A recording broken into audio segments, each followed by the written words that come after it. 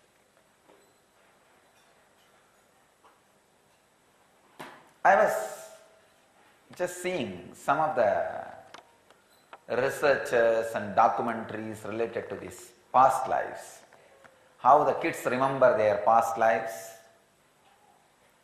how people remember about their past lives, and the research done on their life and matching their memories with the facts. It's like if somebody remembers their past life, collecting information about everything and going and investigating in the other side. So,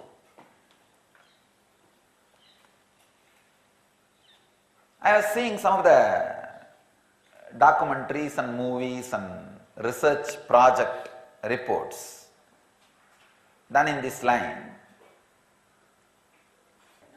It is not that some people who have a past life memory will remember the whole thing vividly, step by step, inch by inch. We need to know even the first layer past, which is few days before, few weeks before, we don't remember.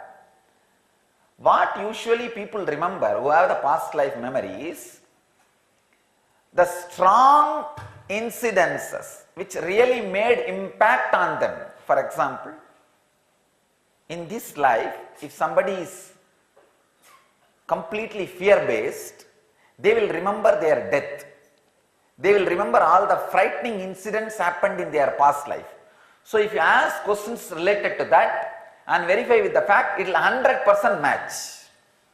If somebody is too romantic, loving, if you ask about their past life romance and loving memories, they will give you 100% exactly right information. You can verify with the fact, that will be exactly true. So what prarabdha this guy is carrying, see, prarabdha is the tip of the iceberg which you see. The first layer past, whatever you see, that prarabdha, that only will have the root in agamya, in the past lives. For example, when you see a tip of the iceberg, you know below that there is a huge ice hill. Only that, in that place if you search, you will see the ice layer. If you are just searching, oh no, I have searched in so many places where the water is and below there is no ice. See, the problem is, this is such a subtle science. You need a loving ambience. For example, suddenly you remember your past life. Some comes and sits in front of you and starts investigating you, interrogating you. Even little you remember will be forgotten. Even little you remember will be forgotten, because this memory comes to you not like a vivid. It comes to you layer by layer. If you are able to open up first layer in a very relaxed, restful awareness way, the second layer opens up. Another one important thing you need to know, human being basically expresses more, remembers more, revives himself more, rejuvenates himself more if he is accepted. It's a basic psychology, understand?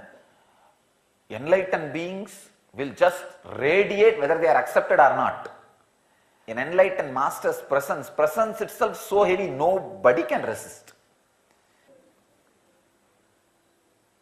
So master just does what he needs to do. And he goes on and on and on. Another important thing we need to know.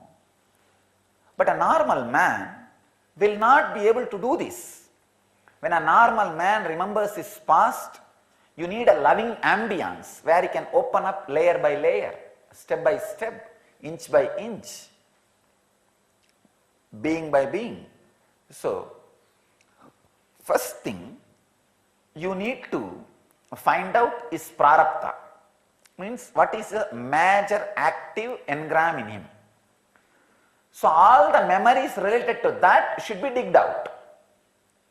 They will naturally prove 100% factual. Then after you prove the basic something 100% factual, Then if you go on talking to them, they will open layer by layer, inch by inch, because they will have the confidence. Understand, the confidence suddenly opens up the whole thing. I really tell you, if you have the confidence, you can learn certain language. You don't need to read the whole language, grammar, words and everything. Just you will open up and the language will start coming out. That's all. I can give you all the English books I have read, but you will not find the words and the sentences which I am using in those books surely. Maybe those books were initial inspiration. Once the confidence is gained, suddenly, which was not an ordinary thing, starts coming out, starts expressing. So these great scholars, rishis, who are doing amazing work, I am seeing so many Western researchers. It is now we need to classify the rishis based on the honesty, not from the place where they took birth. First layer memory itself is so difficult to remember.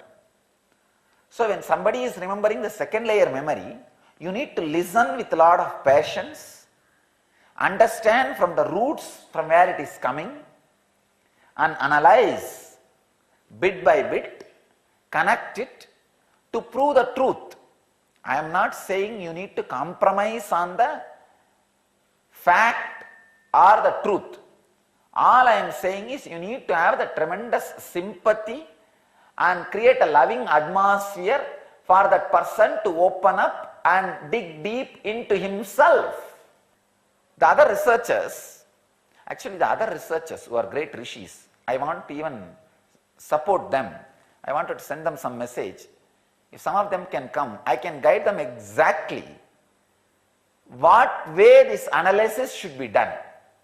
See, if somebody has birthmark related to their past violent death, I have seen yesterday in the researches, one guy in India had in his present birth, he has a birthmark in his leg as if one car tire has gone on him, including the mark, and he remembers very clearly his past birth and past death, violent death. And they went and verified exactly on that same day a person died with the same accident in the same place.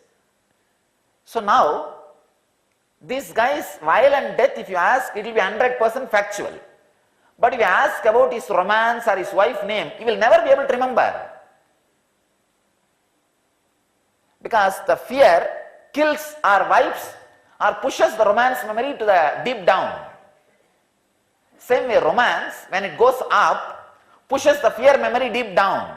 That is why whenever you are in romance, you will do acts without knowing the side effect or after effect. And later on repent for it. Like marriages.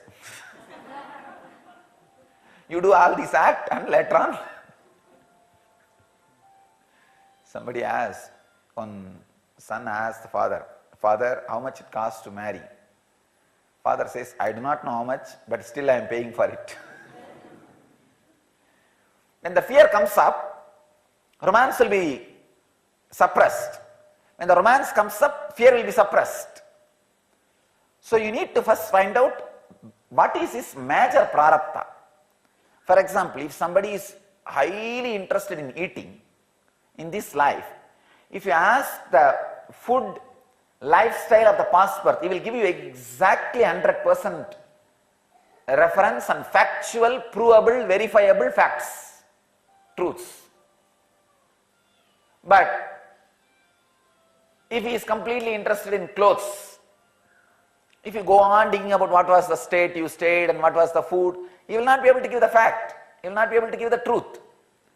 So, we need to know a little bit about the personality and know first what to dig out. If the scientists who are working in this line of past life, if they just know this understanding, I can tell you, we can very clearly prove this great science of the past life, reincarnation theory, reincarnation truths. I really wanted, yesterday only I was telling some of our doctors, why don't you contact these researchers and get them here? Just 2 hours I will sit with them. I will fulfill their 1,000 researches. There are people who have done research on 1,000 cases. And their situation is so pathetic. So actually I can teach exactly what kind of exploration you need to do. I can give them the mold or some of the great revelations, the truths. And another one thing, if somebody carries birthmarks in their body related to past birth, based on the place they carry, what kind of emotions you need to dig out first can be very clearly suggested. And same way, the qualities they carry, easily irritable or very peaceful, having strong restful awareness, or very less IQ or high IQ, based on this we can very clearly classify what field about his past will open up first. It's almost like a clutching and unclutching. See, last time when they unclutched, in which gear again they clutched? 4th gear or 3rd gear or 1st gear or 2nd gear. That's all. We can guide them. I was telling yesterday our doctors, please invite them. Just if I sit with them 2 hours, what they cannot understand in doing 10,000 case studies, they can understand in 2 hours. And their whole research will be completely new. They will understand the whole thing in a new perspective. So here I am telling the whole world, who knows completely the science of past life and who can clearly open up and express every inch, every bit. Any question, anybody who is interested in doing any research on the theory of reincarnation and past life, I give you an invitation and I welcome you to come here. We will provide all the beautiful ambience and all my mystical experience. I don't know how rare, what I can open up and offer, but anything you can take it, I'll be happy to support, encourage and enrich the research and development in the line of reincarnation and past life regression theory. I will be able to help these scientists. I really welcome these scientists. This line, we need to work a lot. Understand? The great truth of past life, reincarnation theory, understand.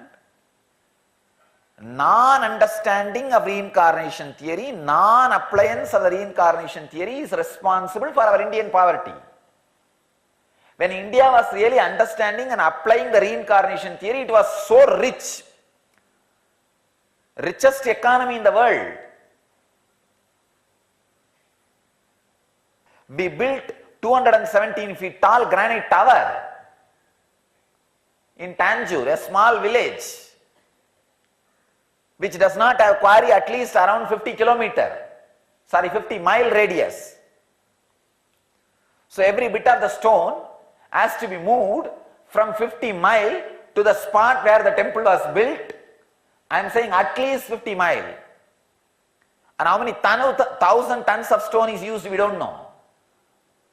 And not only that, the funny thing is, after building the whole thing, he covered it with the gold. Then what kind of rich they had and they exhibited. For 700 years, that building was the world's tallest building, an unbroken record for 700 years. It's only just 300 years before the record was broken.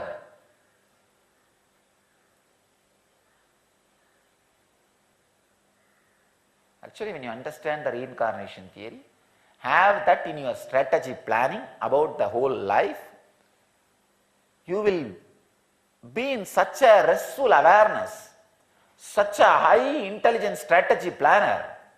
You will not be wasting time in destroying others' wealth. You will be creating a creative wealth.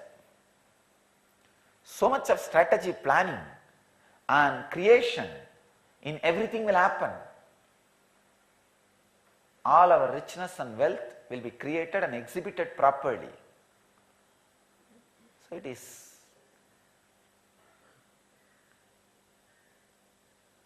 the reality of reincarnation theory should become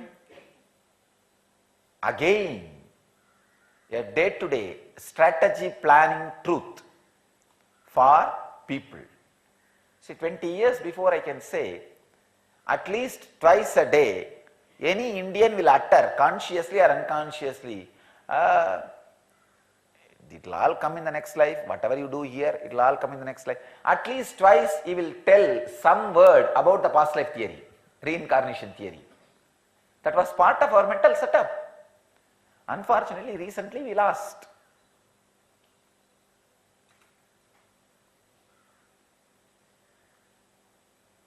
So, not having the reincarnation theory as part of our life is responsible for our poverty, not the other way.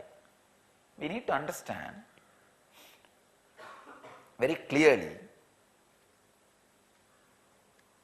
how to explore the kids. So sometimes you need to understand how these facts should be collected, matching should be done, cross verifying should be done, and the truth should be, we should arrive to the truth, conclusion. See, you should not compromise in the shraddha of enquiry sense, means digging into the truth. That shraddha should not be lost, but you should have the patience and sympathy for the person to reveal what the person experienced or remembers. Here we have some of the research reports. The most profound research proof of past life connections is documented by National Geographic DNA Journey, Genographic Project, they call it. Diba Ilmes, a past life regression therapist, wrote, "One of my clients is a 39-year-old woman, a computer engineer in Turkey. At first meeting, she mentioned that she had an attraction to Russia. Since childhood, she found herself as a woman in Russia. In first past life regression therapy, she sent her DNA samples to Genographic Project to National Geographic. The results show the origin goes to Russia." In DNA, understand. In the second regression session, she found herself as a young woman in a small village which she called Lapland. She had been killed by German soldiers along with the entire village. Evidence showed that Lapland was an area in Sweden and the German soldiers had killed all people in Lapland in the late World War II. Again, the National Geographic Genographic Project showed her DNA connection to Lapland.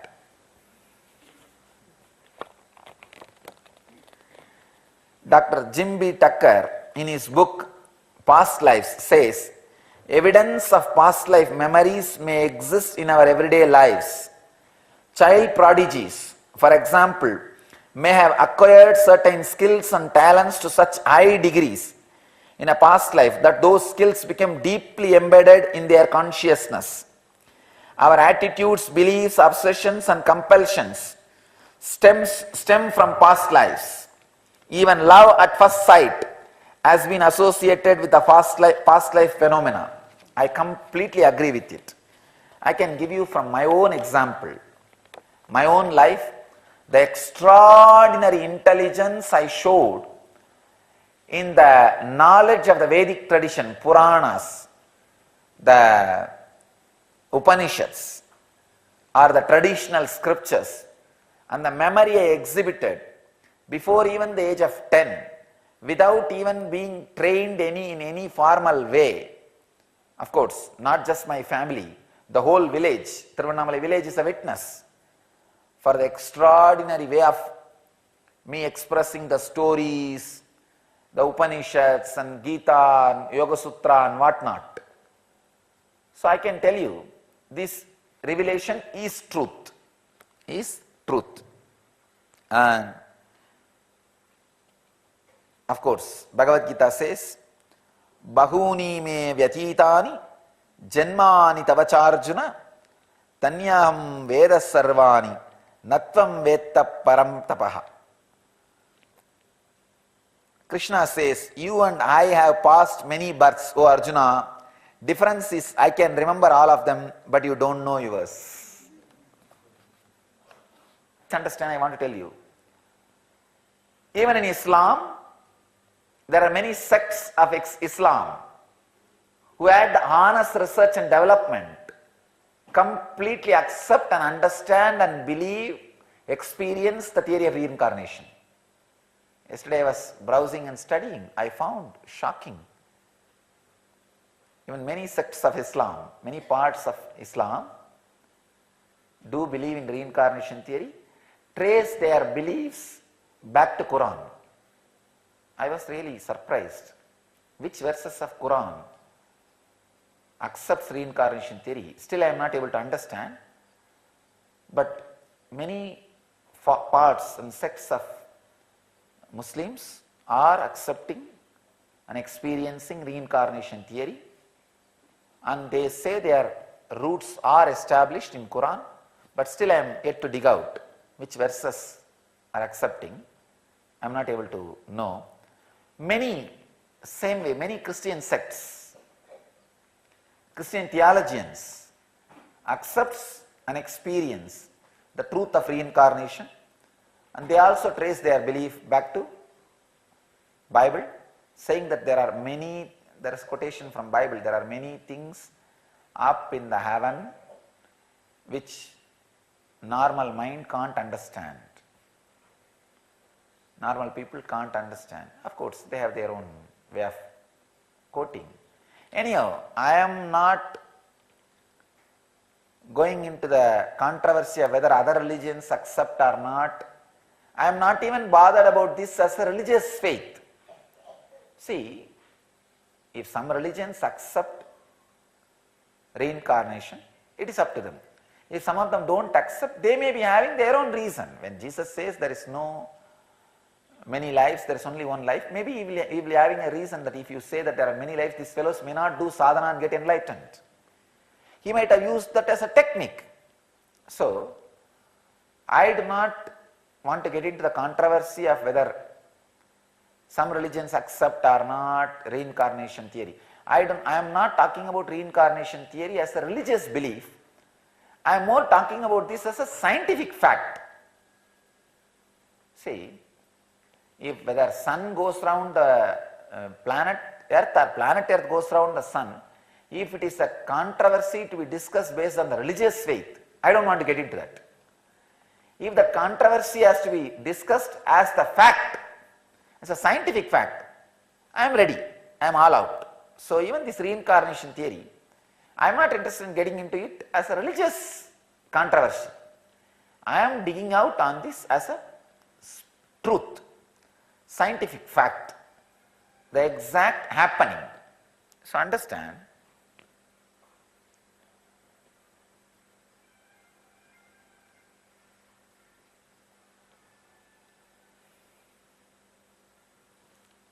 again today, the essence of what I want to say is the methods with which reincarnation theory researches are being done are not complete enough. If we can educate the researchers about the methods, then they can dig deep and prove the whole truth very scientifically.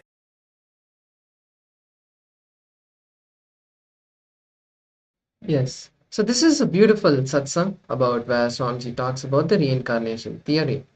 So incompletions that we are unable to trace, undefined incompletions. We have found many patterns inside us and in our life which we are not able to trace at all. For some reason, we feel that I don't know when I picked this up, when this started in me. These mysteries about these patterns is what erupts when you wander into yourself and ask, this, where is this from? the answer you will see is it is from your past life. These patterns will be in form of anger, agitation, violence, and lust. So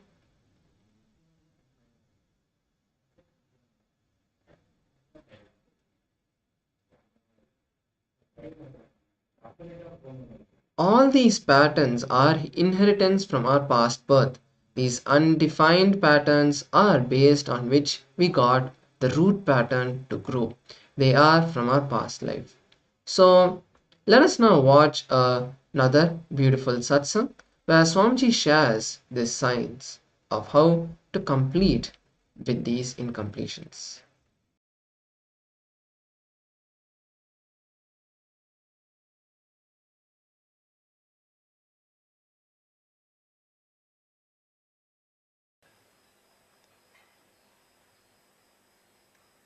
Discoveries, inventions,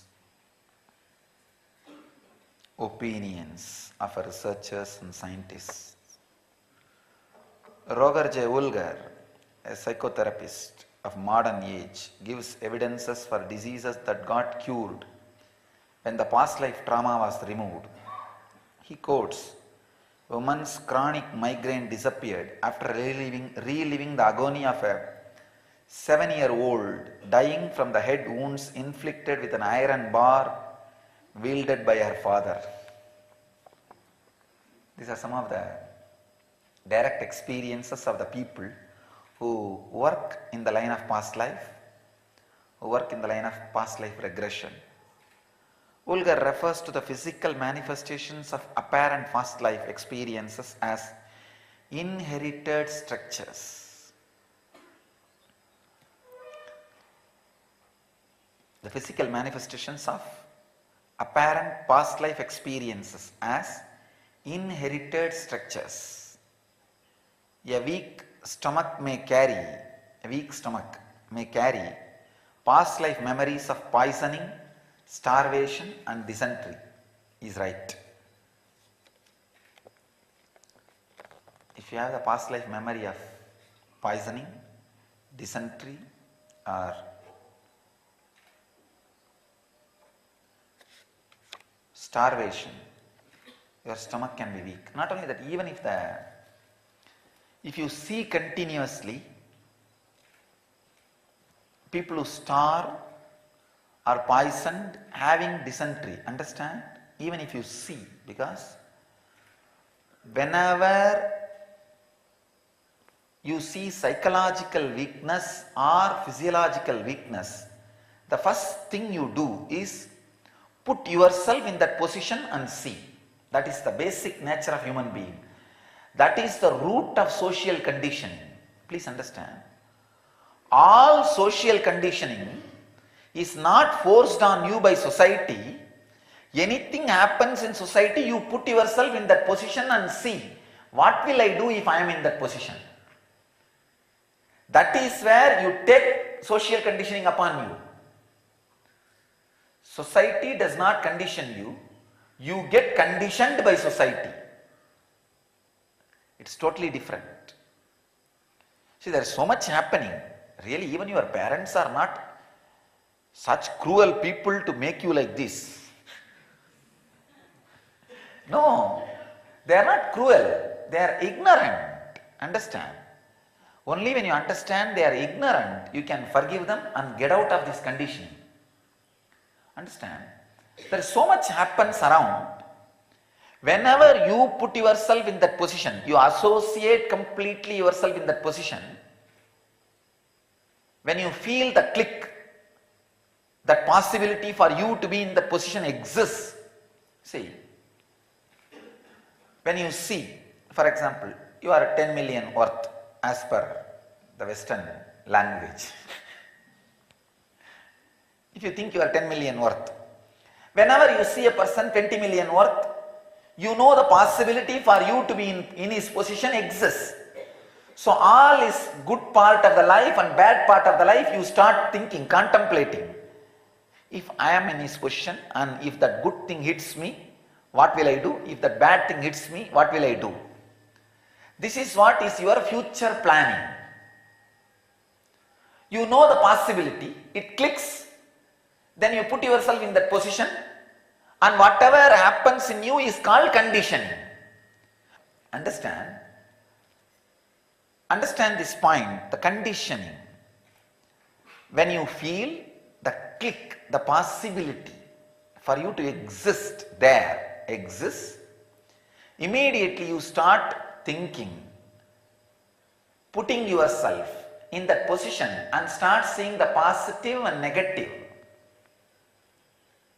Positive and negative, and anything happens in you when you contemplate on that positive and negative is called social conditioning.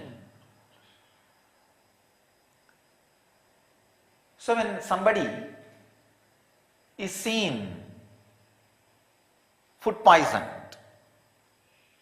starvation, dysentery, you always put yourself in that position. Maybe when it comes to the extreme of food poisoning, you think, no, that may not happen in my life. But there is a possibility of dysentery. What will I do if this happens in me? Immediately, your DNA is conditioned now. Understand? Not only the second layer past, means past life, dysentery, food poisoning and starvation. Even in the first layer past, in past living also, you catch this kind of engrams through putting yourself in that position. Actually,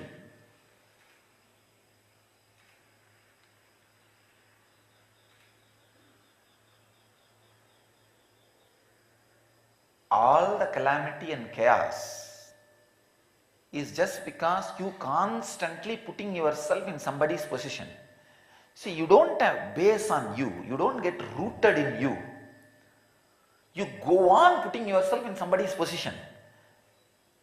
And the ideas which you collected about society, this is the way it should be, this is the way it should be, this is the way it should be, all are just you putting yourself in somebody else's position. When you put constantly yourself in somebody else's position and see, what will I do if that comes to me? What will I do if this comes to me? Oh God, I think it will be great. Oh God, I don't think I can handle. These two are social conditioning. These two are social conditioning.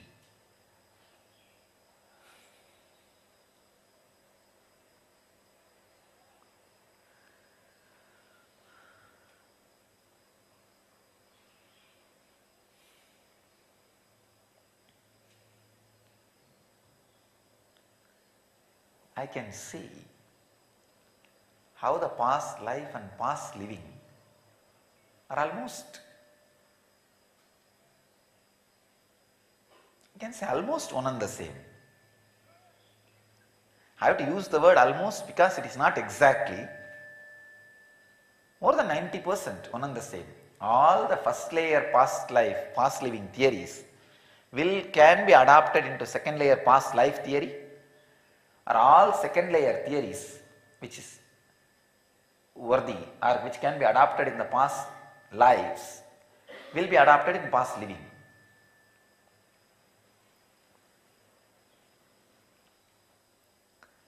How you get conditioned by society and constantly entertain, cherish the sufferings and the karma, whether it is in the plane of economy or in the plane of physical health or in the plane of relationships, you always put yourself in somebody's position and plan, what will I do? Oh God, is it not great if I am in his position? Or I don't think I will be able to handle if I am in his shoes. These two, if you can just avoid these two,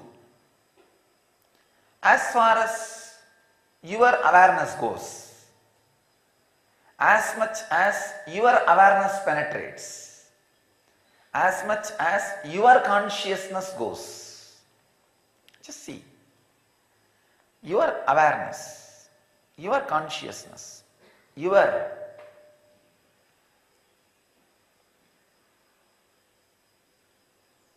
intelligence. That much you avoid, that's enough.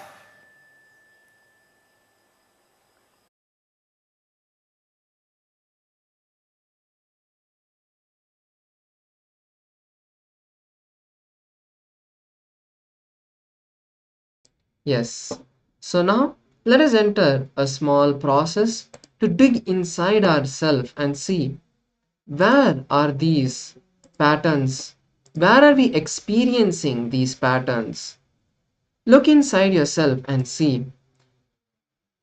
Taking a few minutes to pen down all the patterns you feel that you're not able to trace, you're not able to identify from where it started. You don't know when it started, how it started. For example, evening 6 p.m., you are depressed. Once you are hungry, you will lose what you started. You will forget why you started doing something. Like these kind of patterns and habits you feel and see around you. Let's now take a few minutes to do this.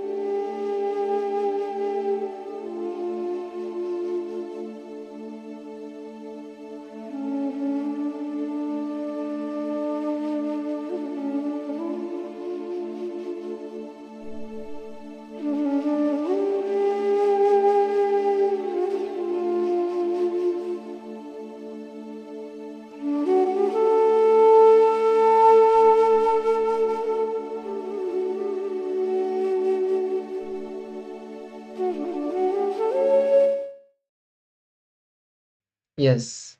Now, let us move into the next step of this Paramashivoham session, which is the power manifestation. So now, once again, we are going to be manifesting the powers of Paramashiva, as we are going to be manifesting the power of third eye reading once again. So I request all the participants to now blindfold your eyes. You're going to be seeing pictures with some words written. The main thing we will be trying to see is the word which is written, and then we can move to seeing the picture. So you should try to see the word which is being projected. Whatever else the picture, if it's shown to you, that is okay, you can see that. So let us now move into the power manifestation by closing our eyes.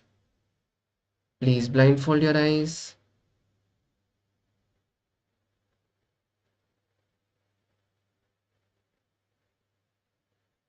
Let us now start visualizing Swamiji.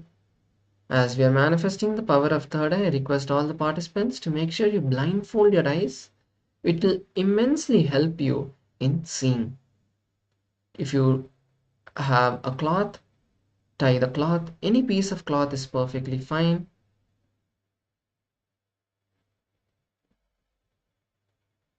Now, let us start manifesting the power by chanting the Mahavakya.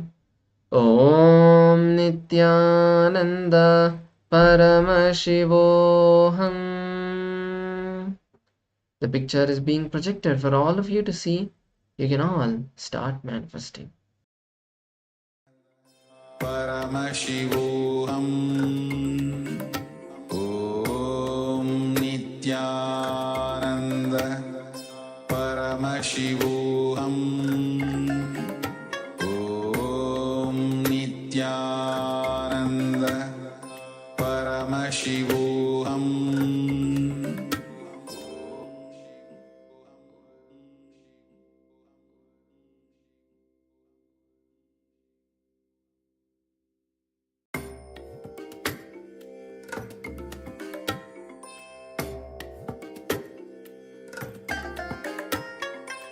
I bless you all. Let you all open all your three eyes and manifest the powers of Mahasadashiva. Om Nityananda Paramashivoham. Om Nityananda Paramashivoham. Om Nityananda Paramashivoham. Om Nityananda Paramashivoham. Om Nityananda Paramashivoham. Om Nityananda Paramashivoham. Om Nityananda Paramashivoham. Om Nityananda Paramashivoham. Om Nityananda Paramashivoham. Om Nityananda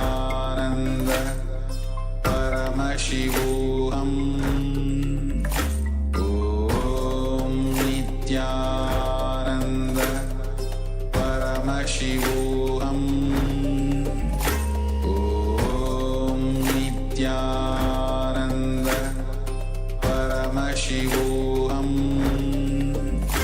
Om Nityananda Paramashivoham. Om Nityananda Paramashivoham. Om Nityananda Paramashivoham. Om Nityananda Paramashivoham. Om Nityananda Paramashivoham.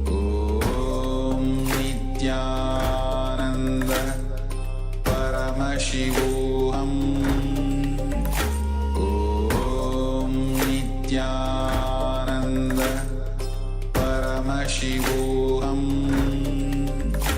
ॐ नित्यानन्द परमशिवोऽहम् ॐ नित्यानन्द परमशिवोऽहम् ॐ नित्यानन्द परमशिवोऽहम् ॐ नित्यानन्द परमशिवोऽहम् ॐ नित्यानन्द परमशिवोऽहम् ॐ नित्यानन्द परमशिवोऽहम् ॐ Nityanand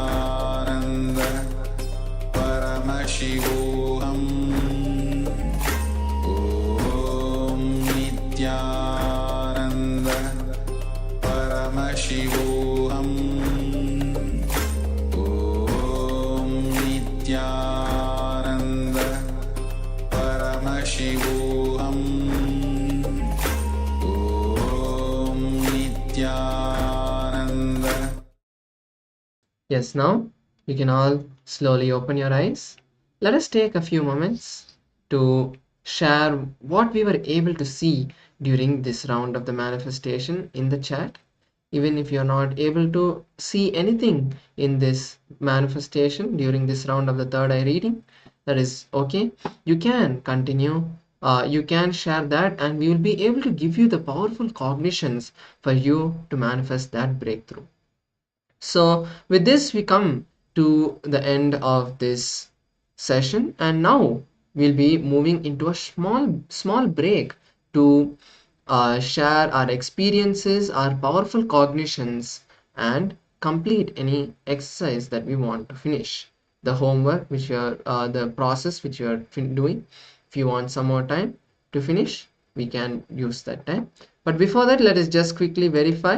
So the word which is projected is EYEI. So that is the word, and you can see that it's a kind of sci-fi picture with blue color, and there's an eye which is being zoomed in.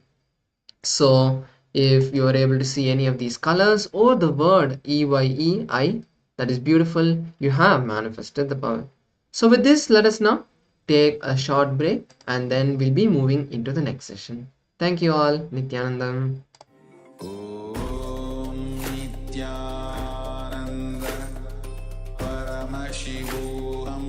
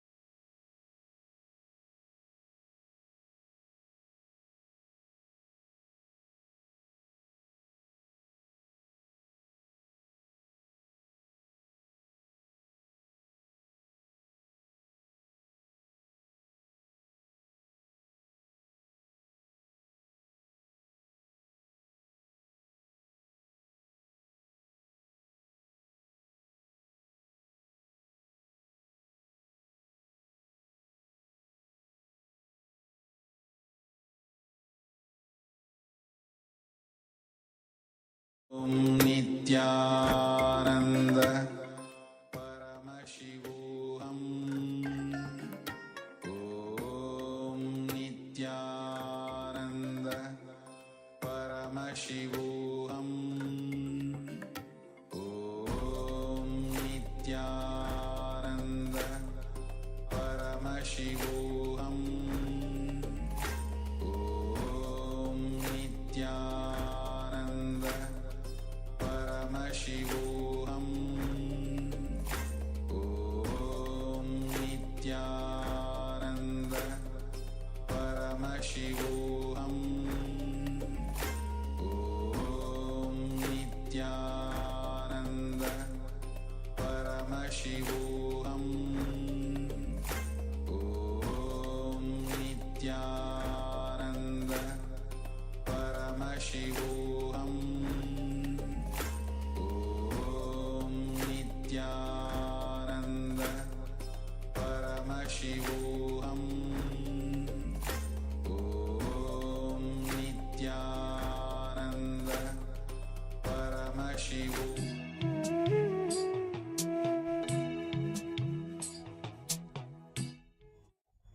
Yes, Nityananda everyone. So now, today we are learning completely new science, which is past life regression.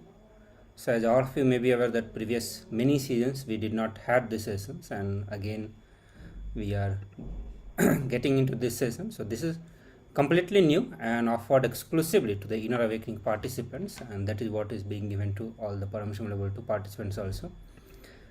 And the past life regression is one of the very powerful meditation techniques where literally you complete with many past life janmas incompletions that we carry, that we bring to the present life. And many of our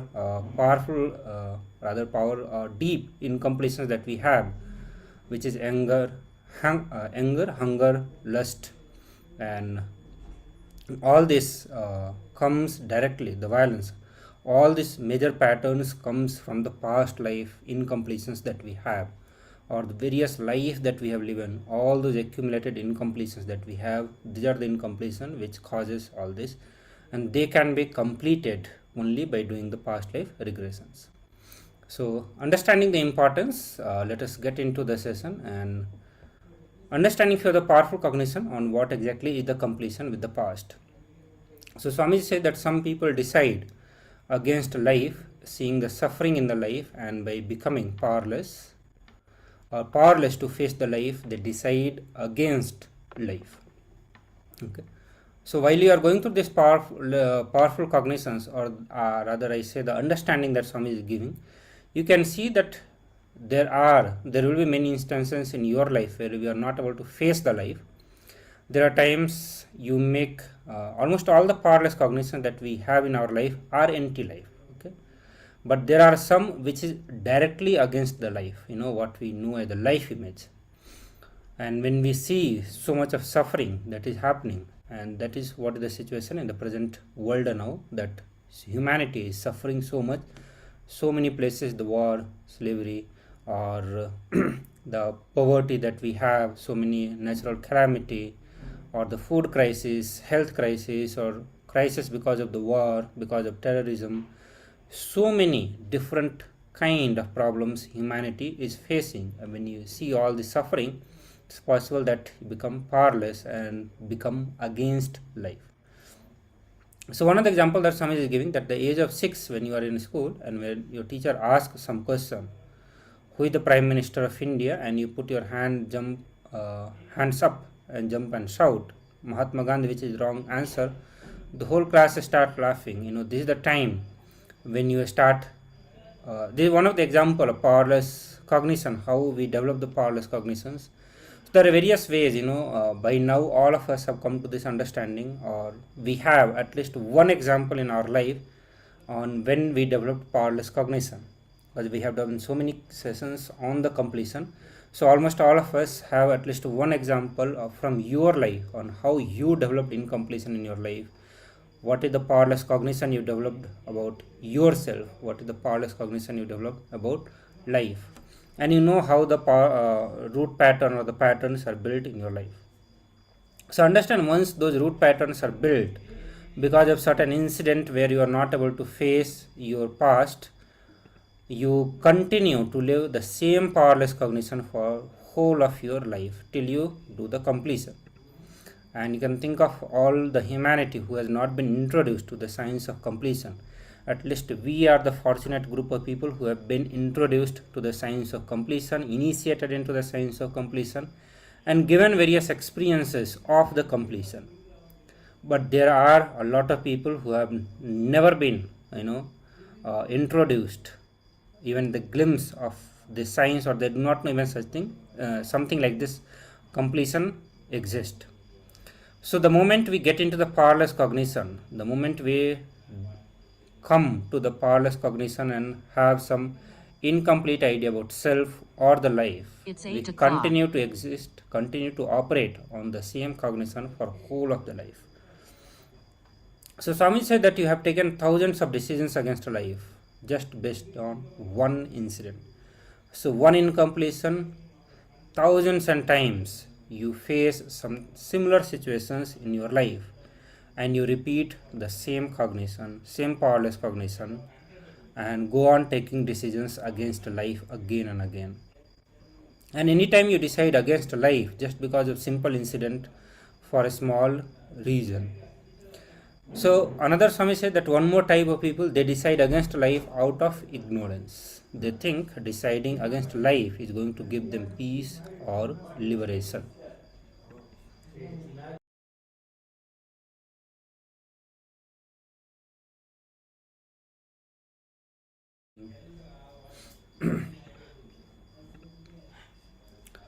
So these people think they're the second type of people who just out of their ignorance, they go on deciding against life and they feel that it gives them peace or liberation. So these people think in this way, oh, instead of living like this, let me die, better die. So do you think, Swami said that, do you think if you die, immediately you are released from all the suffering? And we know it is not true, because being a Hindu or introduced to the Hindu sciences, the Hindu science of living enlightenment, we know that life exists, life is multiple. We go on taking birth after birth after birth till we completely complete from all the karma, from all the incompletions. So choosing to die or committing suicide is no way a solution for any one of us.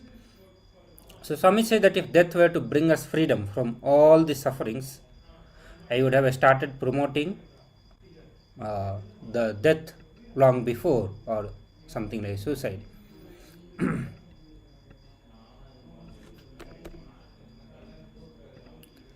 So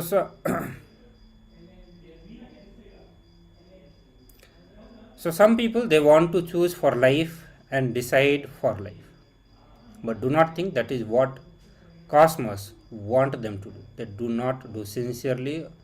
They don't sincerely or authentically stand by it. They say, yes, all right, now I am deciding for life. Let me see how much it goes, how far it goes. After 2 days, one small shaking, or one small incompletions, or one strong situations of the life which they are not able to face, they just collapse and they again start entertaining the same life against thoughts, and they think that, I think instead of this, let me better withdraw. And withdrawal, any kind of withdrawal, is fundamentally against life. Swami say that all withdrawal that we do is against life. Every single withdrawal is against life. So whether we withdraw from our job thinking that it will be too stressful and demanding, or withdrawing from your love affairs thinking that it will not be possible for you to stand and give a fight against the people who are opposing you, or you withdraw from your career or responsibility, or you withdraw from your decisions of sannyas. So whatever withdrawal you committed, withdrawal is against life. So any form of withdrawal, we all can look in our life and see in how many places we have been withdrawing in our life, and we all have this habit, that whenever we find things are too much, I will not be able to handle, or any such situation comes, the first decision comes, okay, let me get out of it. So rather than facing it or bringing completion or bringing powerful cognitions and understanding into that aspect of life, we decide, okay, let me withdraw, let me move back and have a different life. But all these are nothing but against life decisions.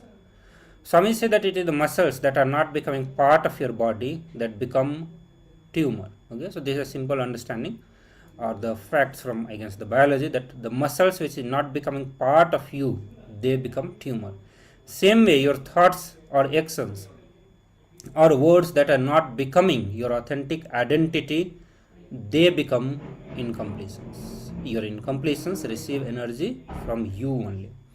So whatever incompletions that we carry, they receive energy from us only. Our tumor grows from the energy supplied by our body. So do not think that your enemy is supplying energy here to your tumor or your incompletions, but rather it is you who is continuously supplying energy to it. Your enemy should not agitate you with the wrong belief. You should agitate your enemy with the right facts. So Swami said that never allow yourself to be agitated by your enemies. Be very clear. No enemy can supply energy to your tumor. No enemy can supply energy to your inauthenticity. It is you who supply energy to you or to your inauthenticity.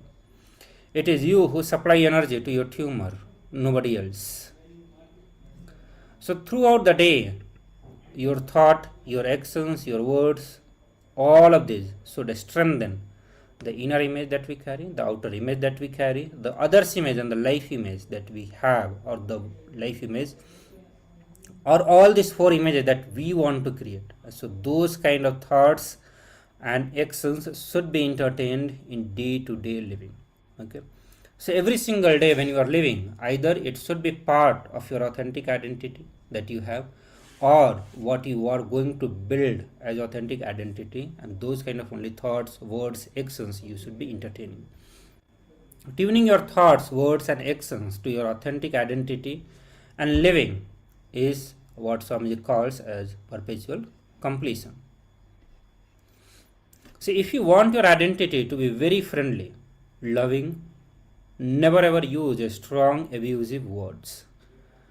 Do not think that I want to be friendly with that group, but with this fellow I will use, if I use abusive word, what is wrong?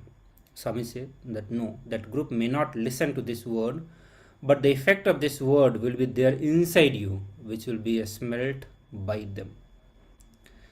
So you may not be telling, but what you entertain inside, when you entertain the strong anger, the violence, or kind of jealousy or comparison, any such things, when you continuously entertain within your inner space, okay, you may say to your group or people one time or two times, but inside you will be repeating the same thing thousands and thousands of times, and that will be felt by your whole group. That space of you is going to be felt by everyone. So all suppressed emotions, powerlessness, difficulties, guilt, resentment during the root incident keeps the incompletion pattern alive. If you relieve the root incident, suddenly you will see all the pain, suffocations that you go through, everything you will allow to leave your nervous system, you will allow them to melt down through your nervous system. So with this cleansing, with this releasing, the panic attacks that you regularly go through, the incompletions pattern attack which regularly you go through will not be there.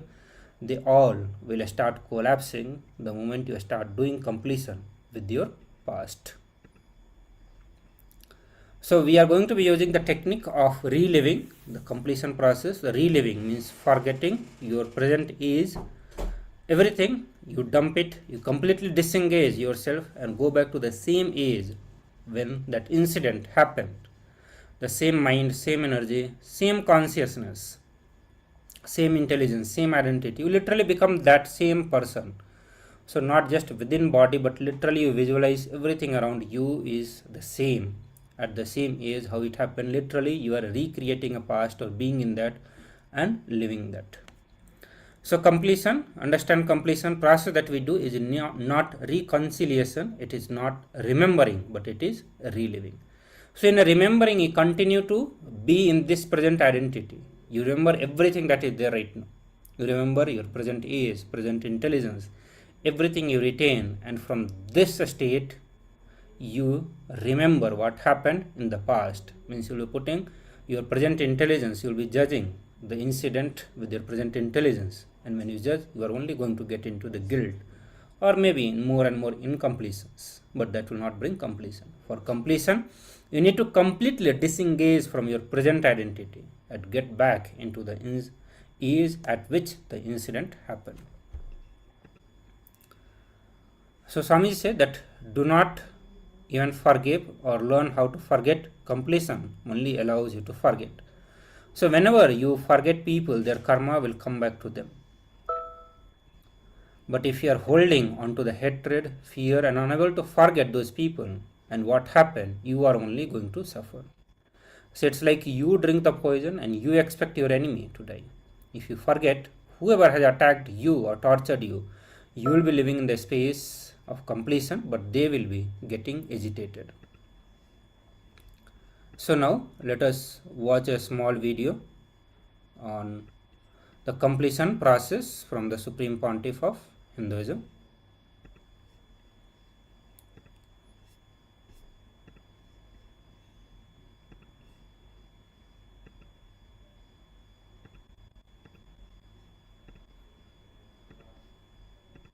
This one technique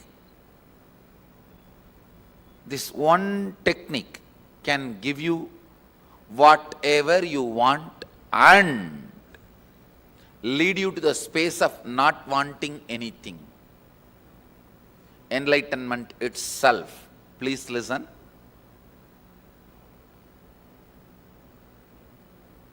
Mahadeva, Shiva, directly initiates this technique to Parvati. This one technique can give you health, wealth, happy relationships,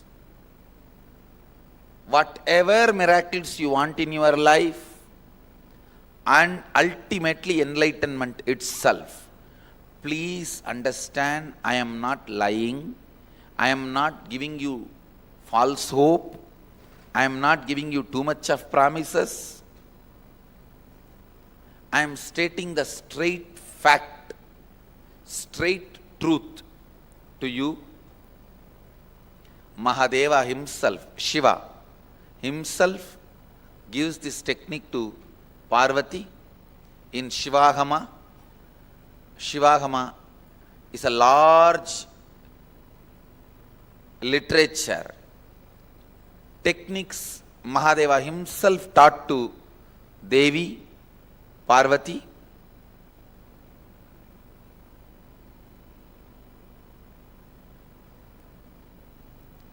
It is Mahadeva's words, but I also experienced it. So I also stand for this technique and the truth revealed in this technique. This is from Shivahama, the portion called Shivajnanopanishad, Vijnana Bhairava Tantra, 94th verse, 22nd technique. Mahadeva is beautifully describing. I'll explain this technique and then give you exact procedure, how to do it. Please listen carefully. Chittat yantaha kritir nasti mamantar bhavayet iti vigalpanam abhavena vigalpair uchito bhavet.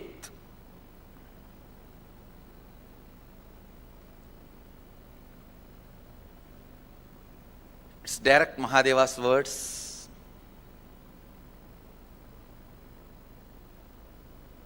I'll read out the translation. Consciously feel within the mind stuff of past memories of incompletion with its activities as mind, intellect and ego are not existing in me. By contemplating this way in your inner space, disidentify from the past impressions and memories of incompletion. Put your active attention at the space of the past happening. Relive these imagined impressions and memories of incompletion. Then the mind stuff, having fully ceased from its present characteristics of forming thought patterns and cognitions, is complete. Thus you become complete and achieve the original space of complete completion. Now I'll give you exact method. I've read out the original verse and translation just to tell you it is not my discovery. The technique is from the original Vedic tradition. I am only contributing the permutation combination, means how to do it. Only that is my contribution, but the original knowledge is from Vedic tradition. I'll give you an example of incompletion. For example, actually this is one of the main example I use because I directly saw one person suffering with this problem. One person, when he was a kid, 7 or 8 year old, was walking in the beach with the father. He saw few fishermen fighting with each other. The fight ended in murder. One fisherman got killed. One person was killed. Naturally, the kid ran away from the scene. When he met me, he was at least 40. He says, even now I can't go to beach. Even if I cross beach in the car, I'll have that same palpitation, fear, same engrams coming up. Understand this situation. When I narrated this situation, how many of you feel you also have like this some patterns? Raise your hand. That's all. Now listen.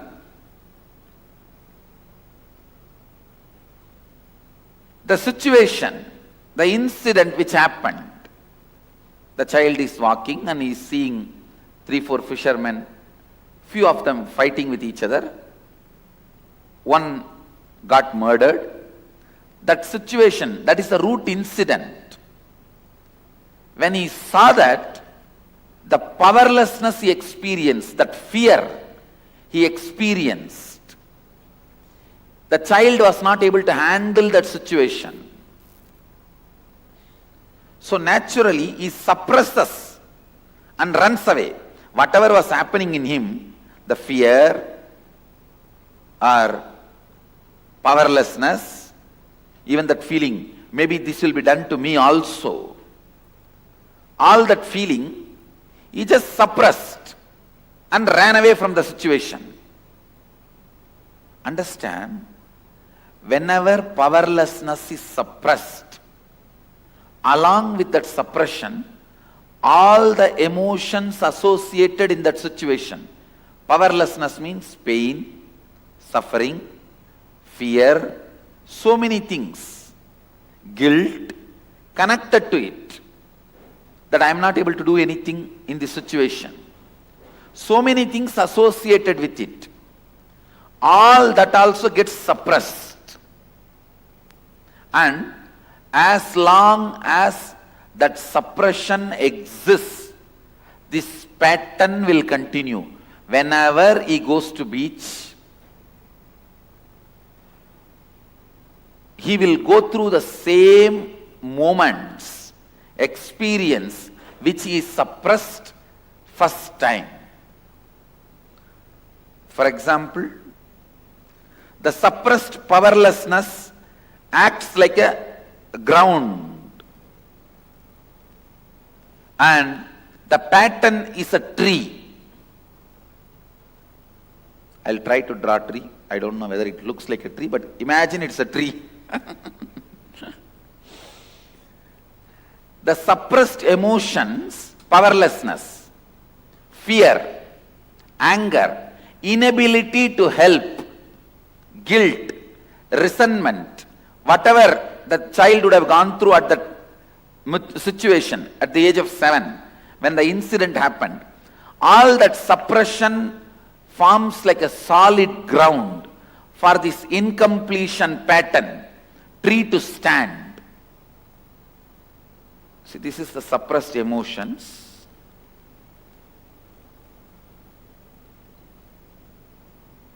Suppressed emotions and powerlessness.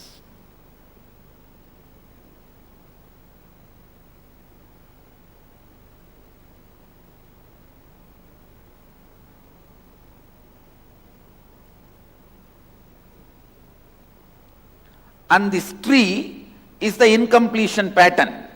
Every time it repeats itself. Whenever you go to the beach,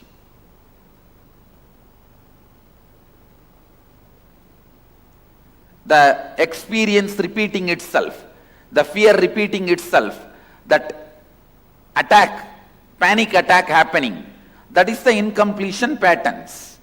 Listen.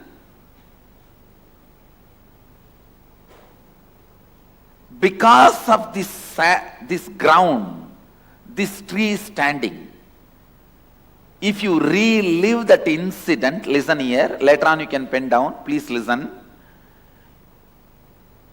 If you relive that incident, not remember, there's a big difference between remembering and reliving.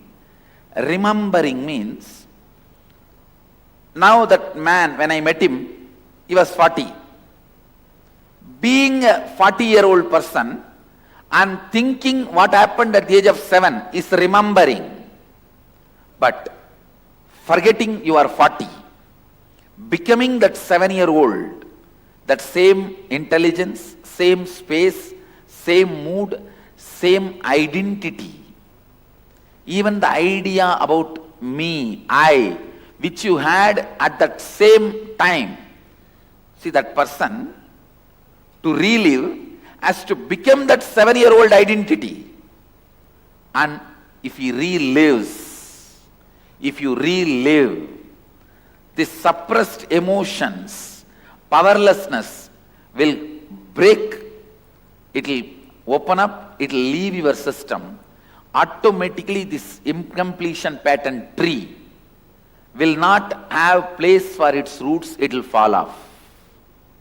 Listen, this is the science of completion. All suppressed emotions, powerlessness, difficulties, guilt, resentment during the root incident keeps the incompletion pattern alive. If you relive that root incident, not remember. I am not asking you to remember. Remembering is superficial. Reliving means forgetting your present age, everything, dump it, go back to that age when that incident happened. Same mind, same energy, same consciousness, same intelligence, same identity. Become that, decide to become that. And start reliving the incident. Suddenly you will see all that pain, suffocation, you go through everything once more, but this time completely. You will allow that to leave your nervous system. You will allow that to melt down through your nervous system. You will allow that to cleanse your nervous system. With this cleansing, with this releasing, the panic attacks regularly you go through, incompletion pattern attack which you go through regularly will not be there. It will just collapse. The incompletion tree incompletion patterns tree will just collapse because the ground is gone. The tree is not able to have the right ground. When the ground is taken away, naturally the tree collapses. This is the science of reliving. Please understand.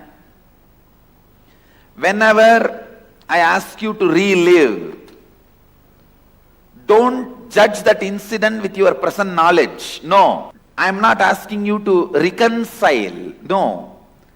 Completion is not reconciliation. It is not remembering. It is reliving.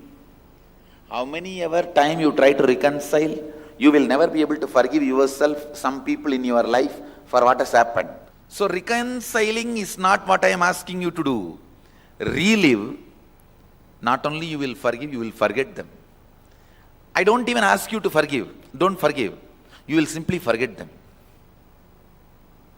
You will simply forget them. I tell you, when you are able to forget them, they will have their karma back. Understand? When you are able to forget them, they will have their karma back. I never forgave anybody. And I never cursed anybody. I just know how to forget. They are having their karma back. Understand? So be very clear.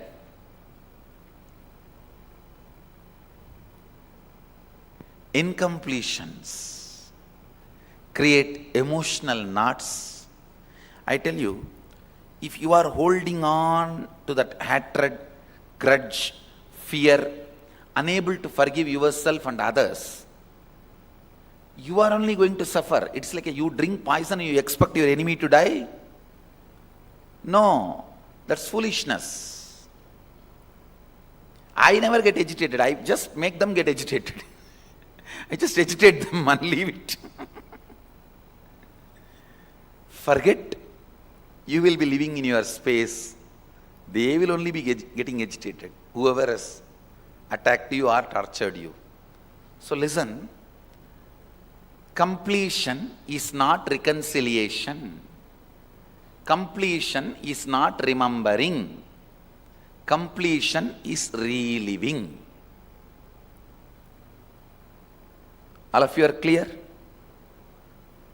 Now, you have written so many of your fears and the incidents when the fears started.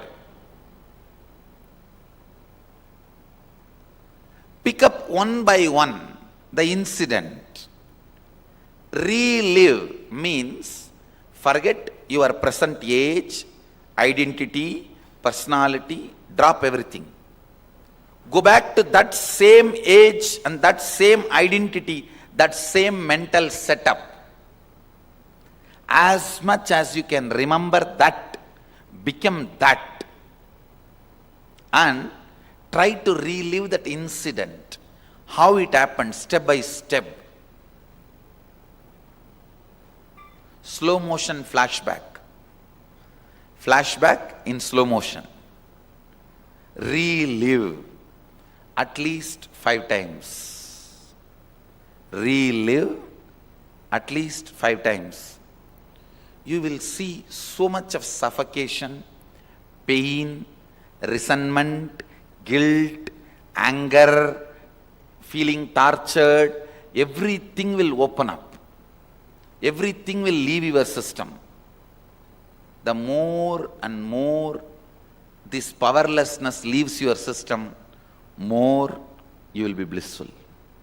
More you will be complete. Of course, I am here. I'll also support you. I'll do my job, my jadoo. So don't worry. And I'll see to it you are complete. With Mahadeva's grace,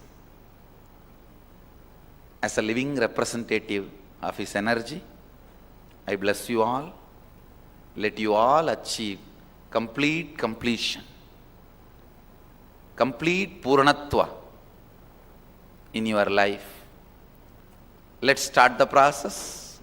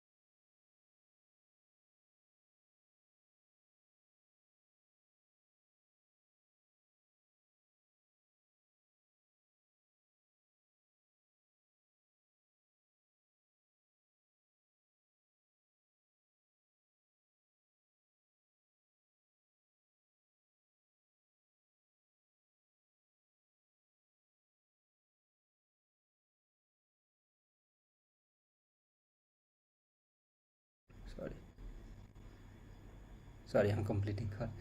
It was muted. Yes. So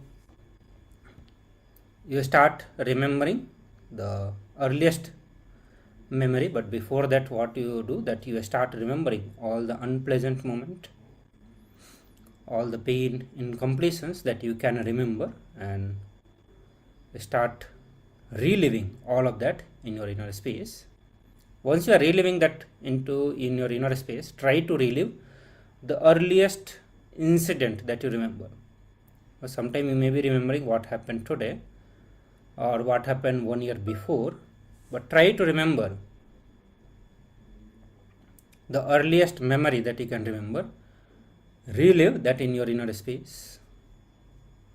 After that, write it on a paper. Write it in a detail, descriptive, and then once you have written, again relive that one in your inner space.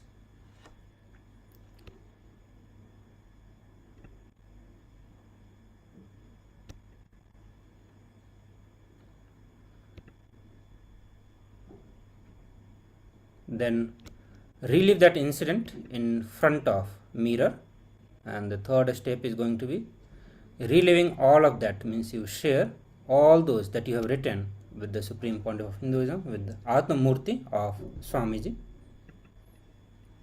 So I'm also projecting the assignment that you all are expected to do. So this is going to be a very intense process. Understand the presence of Swamiji is going to be there.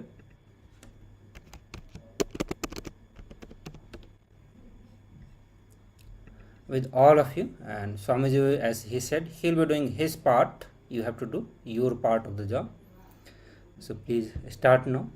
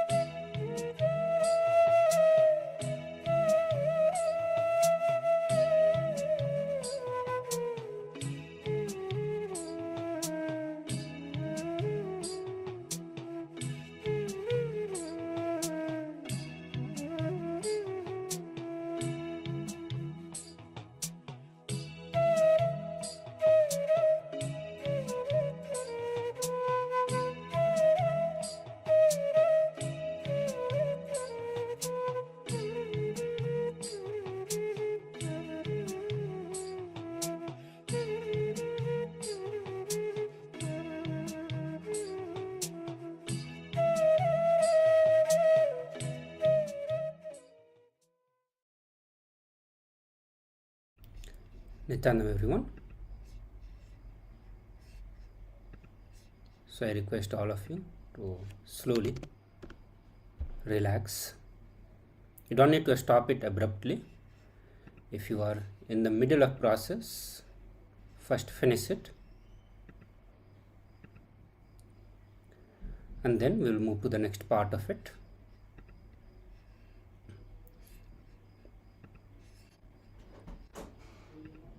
So all of you please relax. Okay, how many of you are doing the completion process? So we have so many participants. I saw some of you are doing the completion processes. So how many of you actually did the completion process and experienced completion with the incident, or you experienced shift in your being while doing this process? You literally felt relaxed from the hangover of the past. All the incompletions that we carry, they sit at the hangover of the past. We continue to have that hangover of the past unless we actually complete with it.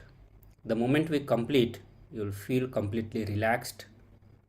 It feels like some weight has been taken over from you, and you will feel so light. Those are the signs of knowing that yes, you have done the completion.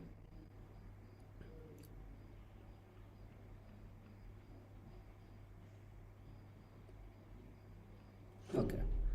So now we are going to move to the next part, and in the next part we are going to be learning about knowing our past life. So we are going to have some of the sacred secrets that Swamiji has revealed from the Patanjali Yoga Sutras on how to know our past life.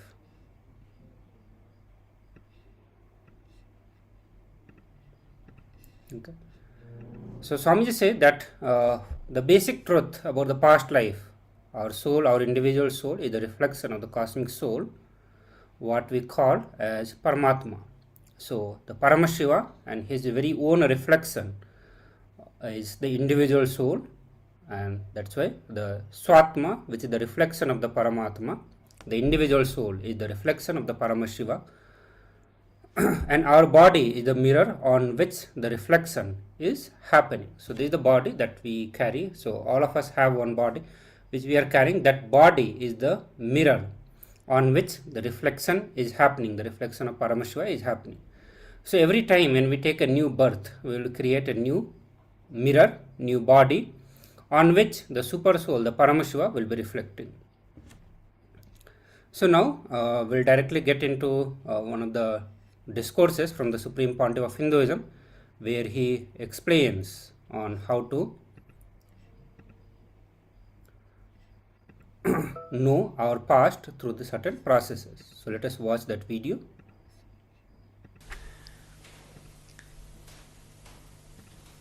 Today's Sutra, 124th Patanjali's Yoga Sutra. The topic is Know Your Past Life, Past Life Regression. 3rd chapter, 18th verse. Samskara Sakshatkaranat Purva Jati Jnanam.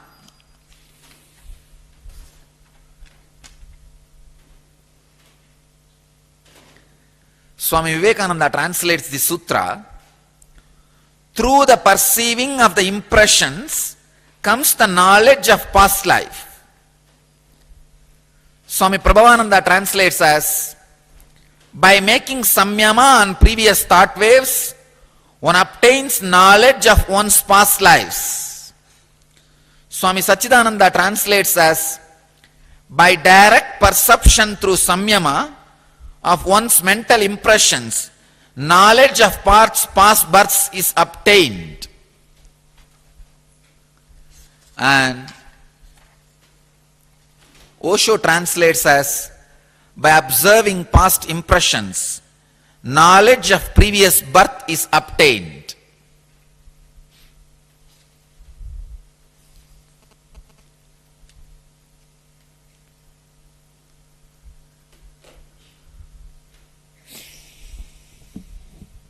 Past birth.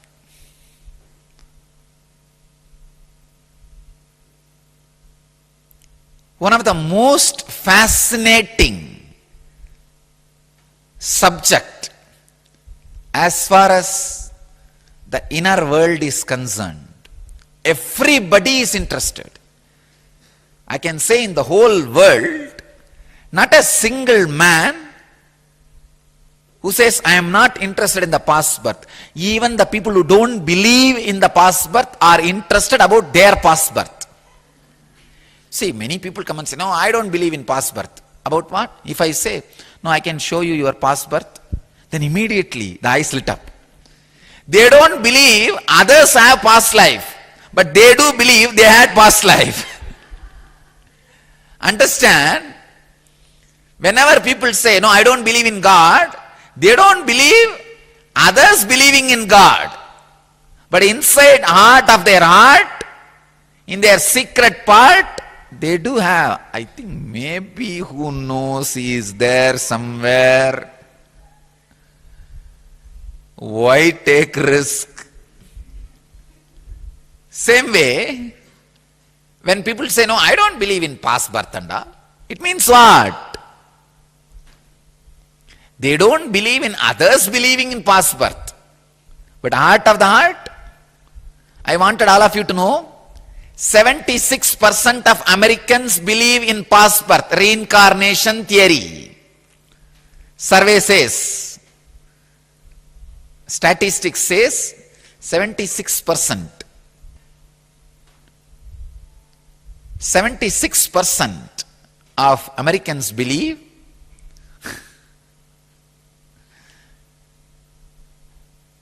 in reincarnation theory, past birth.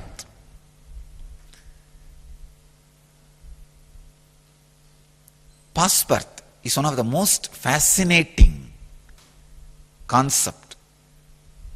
Everybody is interested for various reasons. Some people are interested just out of curiosity. How was I? Some people are interested just to find out what way that can add something to their personality now, at this moment. Sometime knowing about your past gives you a new intelligence and heals your present. It heals. It does healing. Healing many of the psychosomatic disorders, many of the phobias can be healed by knowing the past and releasing it. Third, if you know the past, you will not repeat the same foolishness again and again. So many people want to know about their past so that they don't want to repeat the same foolishness again, just to escape from the foolishness. Fourth, ultimately, when you know about your past again, what has happened, again and again and again, how you take birth and die, you will be tired of that foolishness and stop taking birth. Be liberated. So for various reasons, people want to know about their past. Buddha, I can say, greatest incarnation, who gave a clear understanding and technology about the past. Please understand, Buddha has not only given the understanding, he has given an amazing technology. Not only that, he has inspired people to know about their past, to work on their past, by revealing all his past life, called Jataka tales, Jataka stories. Please understand. You may be thinking, why Buddha revealed all his past? Actually, every person, before achieving enlightenment, last moment, when he is disappearing into the enlightenment, those few moments, will have the complete recollection and complete awareness of all their past births. The memory will be opened. Buddha is a great master. Almost like a black box retrieval, he retrieved the whole thing, all Jataka tales, and presented the whole to the whole world. You may think, why? Please understand, when you read the Buddha's Jataka tales, you will understand all these four. One, if you are just curious, you can see how the life progresses. Second, if you want to know how the past births has impacted Buddha's present incarnation. Third, if you understand the Jataka tales, you will see how knowing the past has healed many of the Buddha's traumas, phobias, and how quickly his intelligence was awakened. Why so quickly his intelligence was awakened? See, we also see whatever Buddha has seen in his life. What the three things? Sick man, old man, dead body. Buddha saw all these three only once. Immediately, the Pratyagatma Chaitanya Jagrata, the individual inner awakening has happened in him. We see all these three almost every day. Why nothing happens? If you read the Jataka tales of Buddha, you will understand why he had that inner awakening. He was prepared, ready. Third thing, very important thing, very important truth.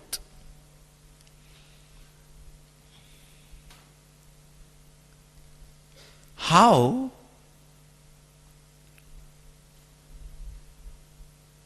Buddha's past life memory has made him more intelligent.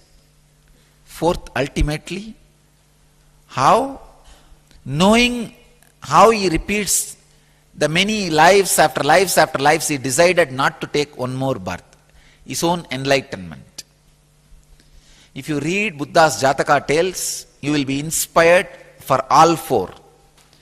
If you look into your own past and know your own Jataka tales, you will have the experience of all these four. When you read Buddha's Jataka tales, what clicks you intellectually will become experience when you know your Jataka tales, your Jataka stories. Understand, Patanjali is giving us a powerful technique to know your Jataka stories, your Jataka tales, your past lives. I wanted to talk on this technique and technology at least for next 2 days. Today I will give you complete introduction. Then we will enter into the very past life regression, the very process, the very technique. So understand, today the basic truth I want you to know.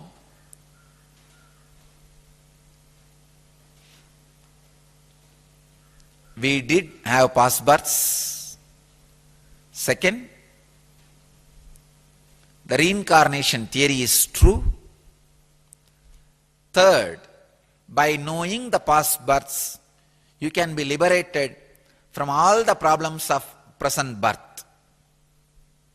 So, take up this as a homework today. Inspire, enroll, convince as many people as possible about this past life 3 truths and bring them tomorrow to satsang to hear the technique and technology related to past life regression. Tomorrow and day after tomorrow, I'll expand in a detailed way the technique to do the past life regression, which you can directly practice and experience in the life. So, please understand,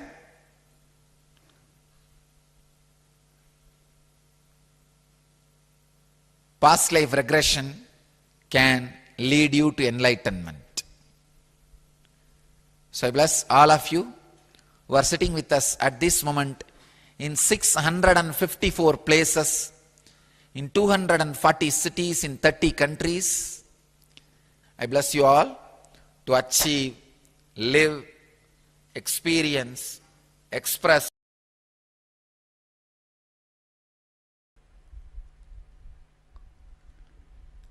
Patanjali, one of the greatest inner scientists ever happened on the planet Earth, gives an amazing technique, a powerful technique. He says, through the perceiving of the impressions, by observing the past impressions,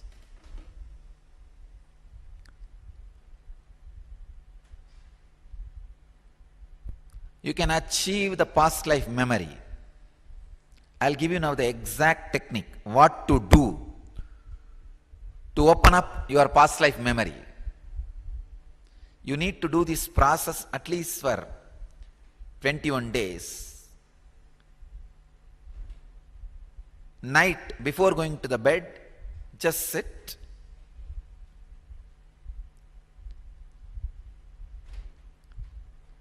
Start going back in your life. Please understand. Night 8 o'clock, if you are sitting for this meditation, start from the moment you woke up from the bed, maybe morning 5 or 6 o'clock you wake up. From that time start, 6, then 7, then 8, then 9. From morning, just come down. Just not rethinking, reliving. I am not asking you to rethink, no. I am not asking you to review, no. I am asking you to relive. From morning, come down to this moment, and same way, second, from this moment, go back to morning. Please understand. You need to do two things. First, sit, relive. Morning 6 o'clock, you woke up.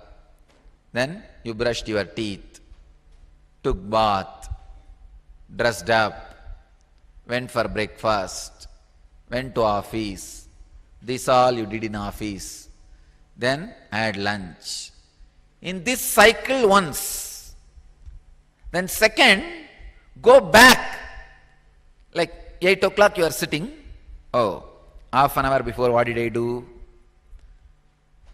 Then 7 o'clock what did I do? 6:30 what did I do? 6 o'clock what did I do? Go back from this to the morning. Please understand. It's a very powerful process. Once come from morning waking up to night going to bed. Second, night going to bed to morning waking up. When you do these two, reliving, so many minute details, the subtle emotions you went through, the subtle experiences you went through, whole thing will be awakened.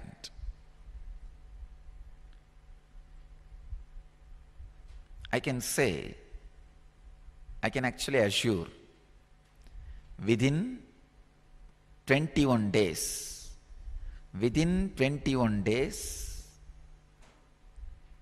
the whole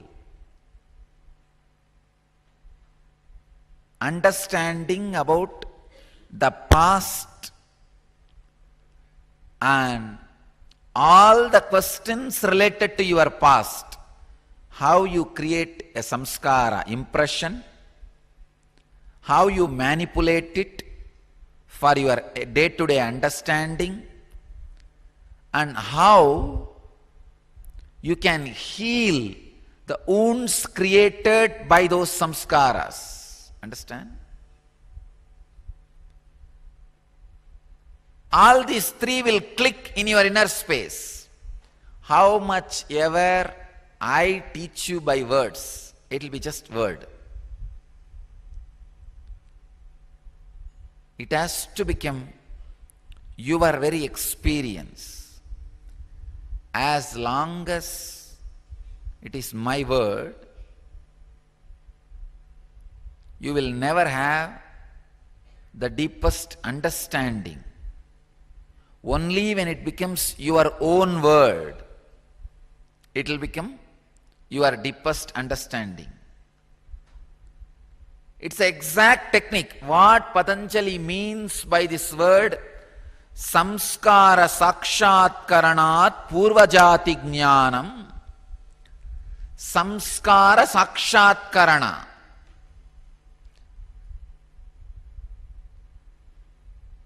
Samyama on samskaras. Observing the past impressions. This is the technique. Please understand. Night you may need to spend 1 hour. If you are deeply interested in your past life regression, healing many traumas, phobias, fears you carry in your present life from past life. Go through this process. Sit. From morning till night, what you did, relive. Then, from night to morning, what you did, relive. It will be same, but when you go through this way and this way, you will have complete new understanding. How your impressions create your past. One more thing. You may think, how going through my 1 day of past can reveal my whole life past for me. It will. You will see it. Your 1 day as the whole essence of your life. When your mental setup was created as a child, all the fears, greed, joy, guilt, pain, pleasure, anything is recorded. Every day you go through those experiences directly or indirectly in some way. So 1 day if you analyze, you will open up your whole past. Suddenly you will see the memories, incidents which you did not go through that day also will start opening up vividly, clearly.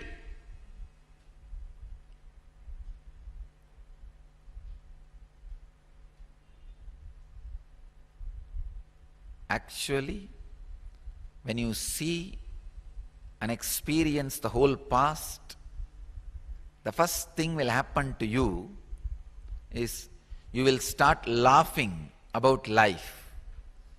How foolishly you are doing the same thing again and again and again.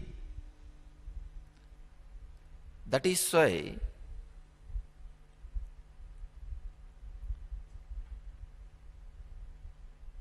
in Zen tradition, they call the ultimate laughter is enlightenment. Or enlightenment is ultimate laughter. Laughing at the whole foolishness. Actually,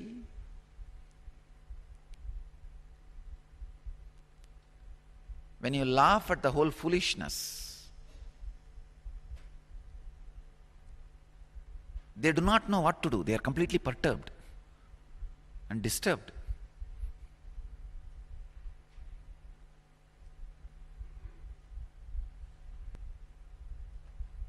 Laugh at the whole mind and samskaras which is attacking you in the inner space. Suddenly they will lose power over you and disappear. So today, practice this process tonight and send me your reply. The technique is sit before going to the bed and live your past from morning till night and night to morning.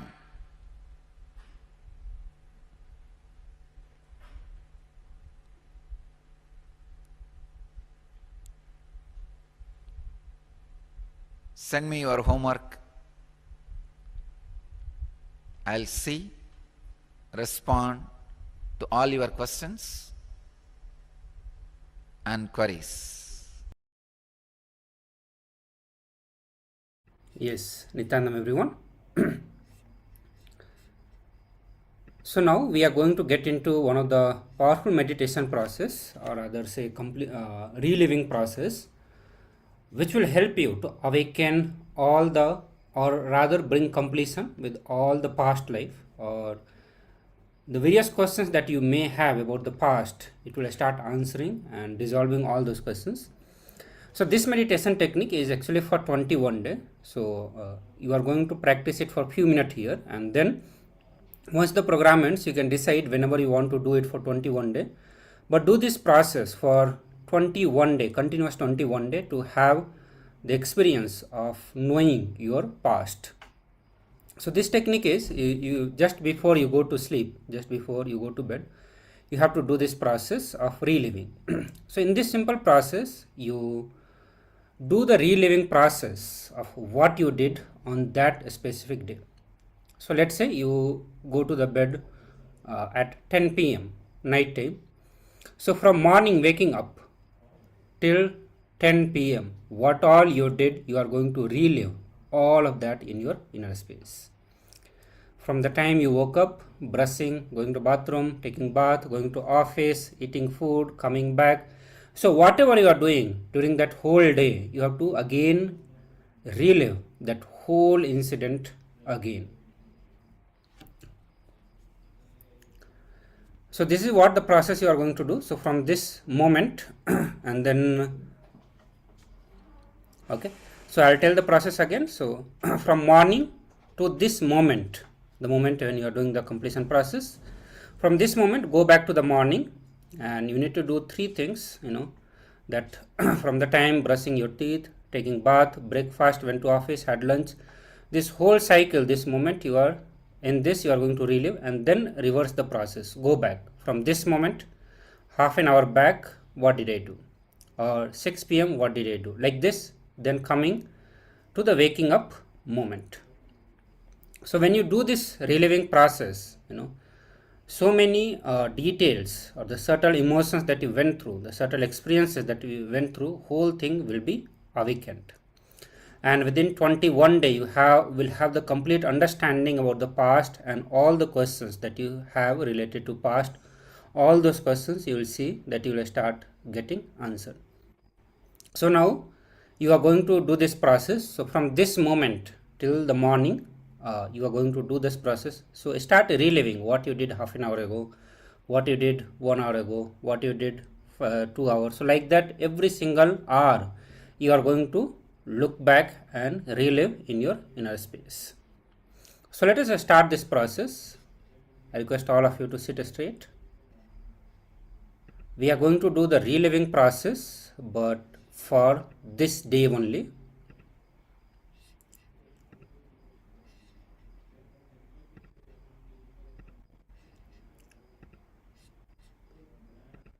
So please sit straight, close your eyes, and start reliving. You can start from what you did half an hour ago. So you have to relive all the emotions, all the thoughts that you went through,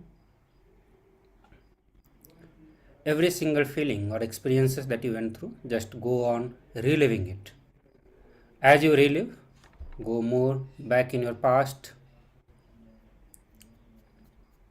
and continue to relive all that till you reach the time you woke up. So the whole day from the morning till you left the bed till now, you have to continue to relive all those things. And when you get the time, you have to do it for 21 days. So every day before you go to sleep, you will do this process for that specific day. So every 21 day that you will be doing, for each of the day you will sit that night and do the reliving process for that whole day. Next day you will do the reliving process for that day. So please start the process now.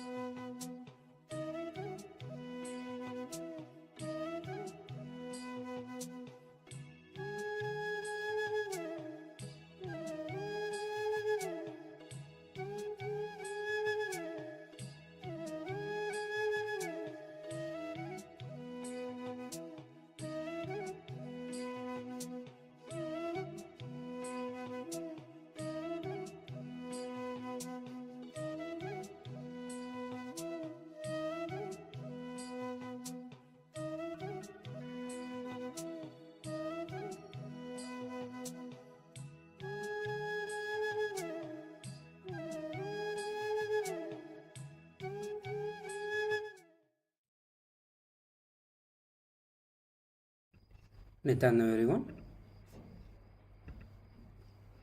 So all of you can start relaxing now.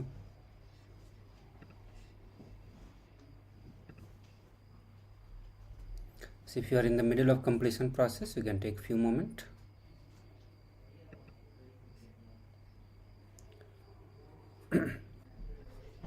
So we'll be getting ready for power manifestation, and we are going to do power manifestation, power of third eye.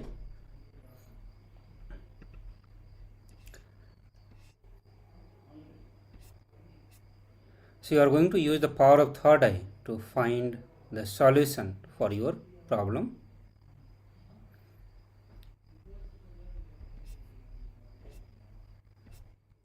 So all of you please sit straight, close your eyes.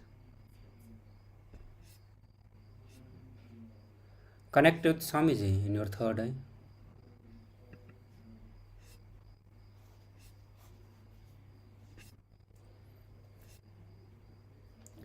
Chant Mahavakya intensely and loudly.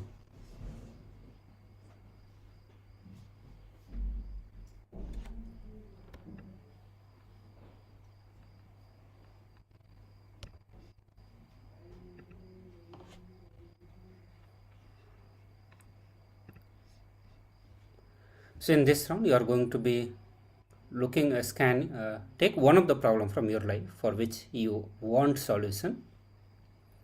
So you can actually pen down that problem for which you are looking for a solution, and that problem you are going to hold into your third eye and get the solutions by doing the power manifestation. So while you connect with Swamiji in your third eye, you just put that question and continue to chant the Mahavakya and see what solution Swamiji is giving to you for that specific problem. So if you have written, let's get ready. Or you can just remember one solution that you want, or one problem that you want to address now itself. Please take that problem, hold that problem in your inner space and request to Swamiji to show the answer. So close your eyes and chant Mahavakya intensely and loudly.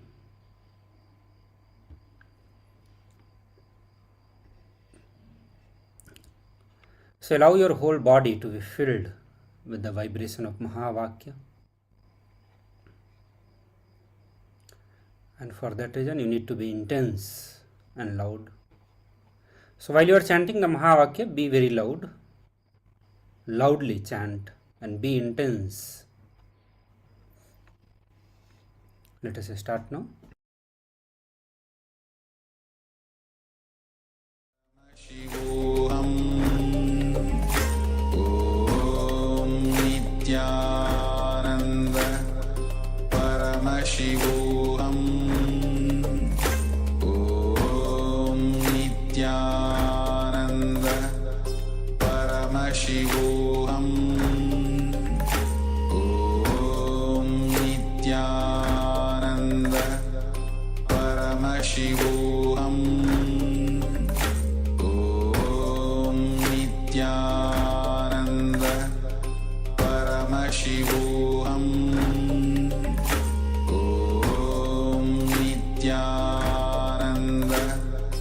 परमशिवोऽहम् ॐ नित्यानन्द परमशिवोऽहम् ॐ नित्यानन्द परमशिवोऽहम् ॐ नित्यानन्द परमशिवोऽहम् ॐ नित्यानन्द परमशिवोऽहम् ॐ नित्यानन्द परमशिवोऽहम् नित्यानन्द परमशिवोऽहम् ॐ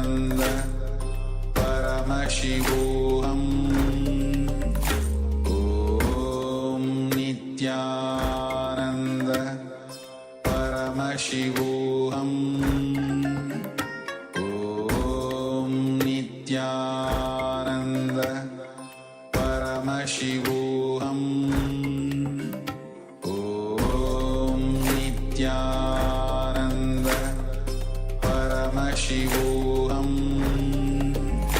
Om Nityananda Paramashivoham. Om Nityananda Paramashivoham. Om Nityananda Paramashivoham. Om Nityananda. Yes. Now slowly settle down and let us know what you experienced during this power manifestation, any insights you received in this power manifestation. Let us take just some 2 minutes to share what we experienced. And then let's get ready for the next Jnana segment of the day.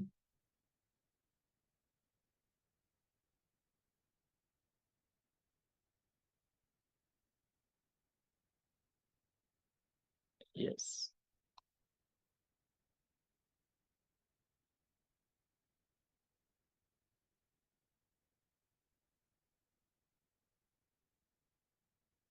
Requesting everyone to please share your experience here in the chat, whether it be on YouTube or Zoom, as we are going to get ready for the main topic of the day, which is the past life regression. We have heard about how the insight into our past lives can have a major impact on our spiritual growth and on our day-to-day life. We heard about how the Buddha, simply by connecting certain aspects of his past lives, immediately got straightened, focused on his spiritual path. And we are going to have a powerful, very powerful process today for past life regression. Yes. Past life regression. There is nobody who is not interested in past lives. Even if they belong to the religions that don't believe in past lives, in one corner of the heart, a corner of the mind, they wish they could know about it. Knowing about your past lives can transform you. Almost all enlightened beings talk about going through their whole past, like fast forward mode in rewind mode or fast forward mode during the time of enlightenment, just before enlightenment. Almost all enlightened beings go through the whole experience of past life rewinding mode. Just in few moments, you go through the whole experience. Why does one go through the past life experience before enlightenment? What spiritual connection do we have with the past lives? How are past lives going to transform us and help in our enlightenment? This session will answer these questions and more. Your past has 3 layers.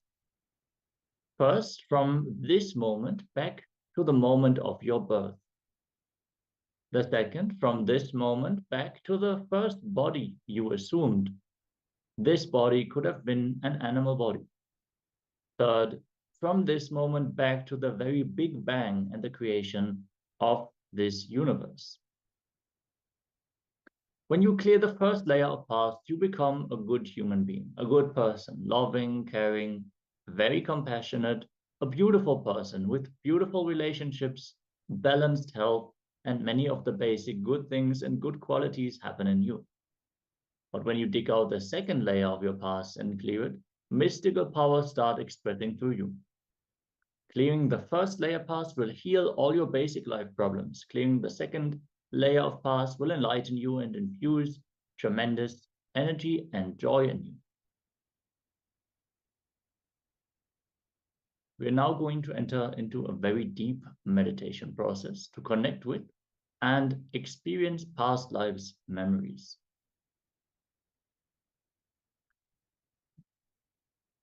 First, let us listen about the Buddha, the great incarnation who gave a clear understanding and technology about the past. Buddha has not only given the understanding, he has given an amazing technology.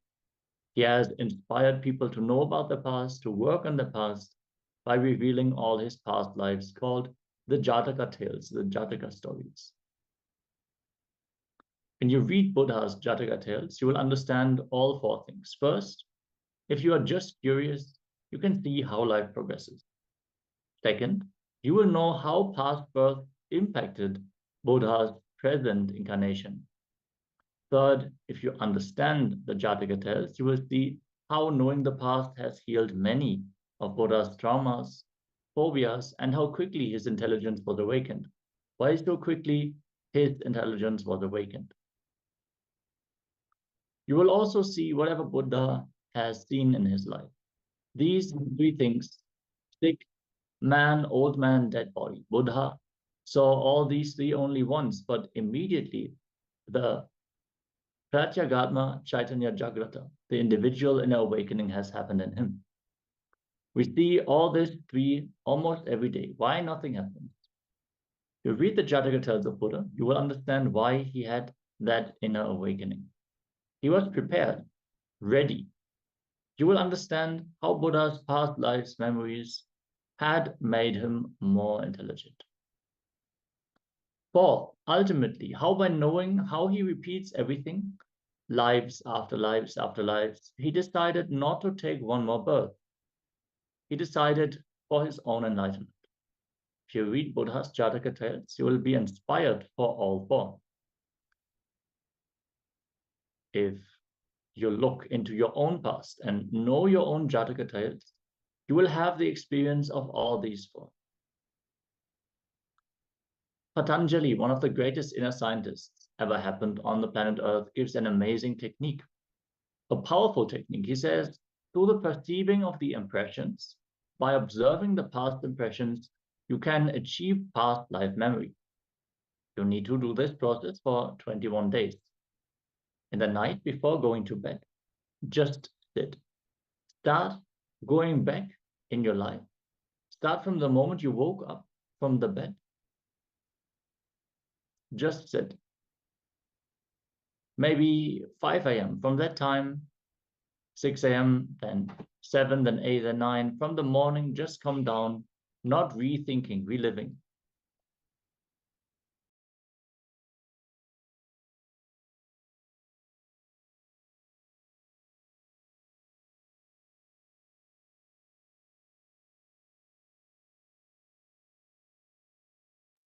From the morning, come down to this moment, and the same way. Second, from this moment, go back to the morning. Do the same thing the other way around. When you do this to reliving so many minute details, the subtlest emotion you went through, the subtle experiences you went through, the whole thing will be awakened. Within 21 days, the whole understanding about the past and all the questions related to your past, how you create a samskara, how you manipulate it for your day-to-day understanding, and how you can heal the wounds created by those samskaras will be revealed. If you are deeply interested in your past life regression, healing many traumas, phobias, fears you carry in your present life from past life, go through this process. You may think, how can going through one day of my past reveal my whole life past for me? It will. You will see it. Your one day had the whole essence of your life. When your mental setup was created as a child, all the fears, greed, joy, guilt, pain, pleasure, everything is recorded. Every day you go through those experiences directly or indirectly in some way. So one day, if you analyze, you will open up your whole past. Suddenly you will see the memories, incidents which you did not go through that day also will start opening up vividly, clearly. Coming to terms with the past will awaken the intuition in you to come to terms with the future.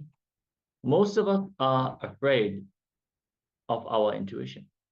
We feel we are ready to use our intuition to predict others' life, but we are not ready to use our intuition to predict our own life because we are afraid of something bad might come up about our future. Why should I look? Let it come, we will face it. That fear stops us. Actually, if you look into the future, you will come to terms with it. The problem is you don't trust that you have the intelligence to come to terms with the future, because you never came to terms with your past. Coming to terms with the past, you will have the courage and gut confidence that you can come to terms with the future as well. Coming to terms with the past is almost healing all the blockages, and that will naturally, automatically lead and awaken the intelligence of coming to terms with the future. Let us now listen to Swamiji as he's going into more details about the past life regression, as we are going to watch a short video with the Supreme Pontiff of Hinduism, requesting all of you to be in a space of deep listening and restful awareness as we enter into these deep revelations from the source.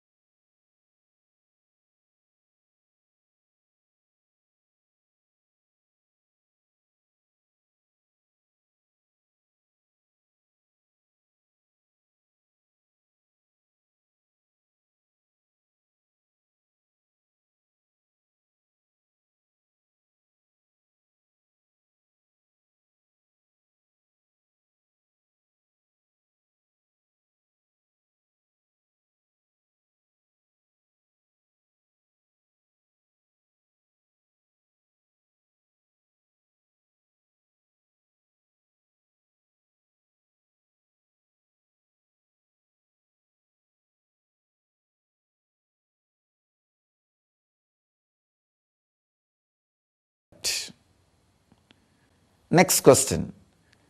Why am I not able to remember my past life? If I could, it will help me understand the purpose of my life in a better way. Yes. If you can remember your past life, it will really help to understand the purpose of your life in a better way, no doubt. First thing,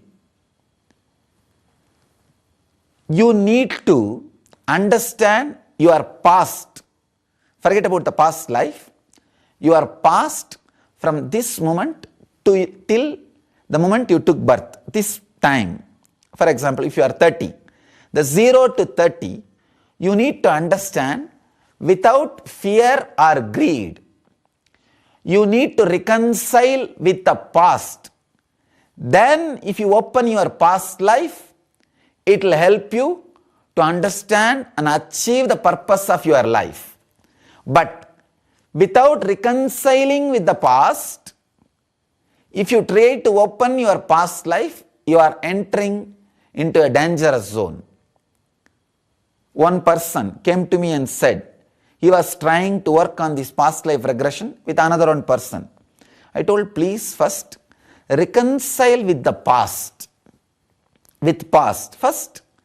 For example, as I said, if you are 30-year-old now, 0 to 30, try to reconcile with this past. Try to accept your whole past without any guilt. Try to understand your whole past without any anger towards yourself. Do not feel you are fool. Do not feel you are wrong. Do not feel you are dull. Look into the past with a deep, restful awareness. See, this is the way it happened. There is a beautiful word by Buddha. Tatata means easiness. So, bring easiness between this moment to your birth. So, if you can penetrate your past with easiness, tatata, suddenly your past life will open.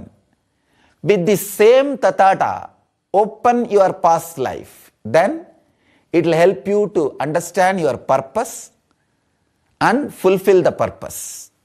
But if you are not completely comfortable with your past, if you are not having that easiness, tathata with your past, still you are carrying anger, heaviness, feeling guilty about your past, please do not open your past life. There is a beautiful story happened in Ramana Maharshi's life. Somebody goes to Bhagavan and asks Bhagavan, why don't you make me remember my past life? He laughs and says, are you comfortable with your past first? He says, no, I am not happy with it. I want peace. I want to be liberated from it. That is why I came to you.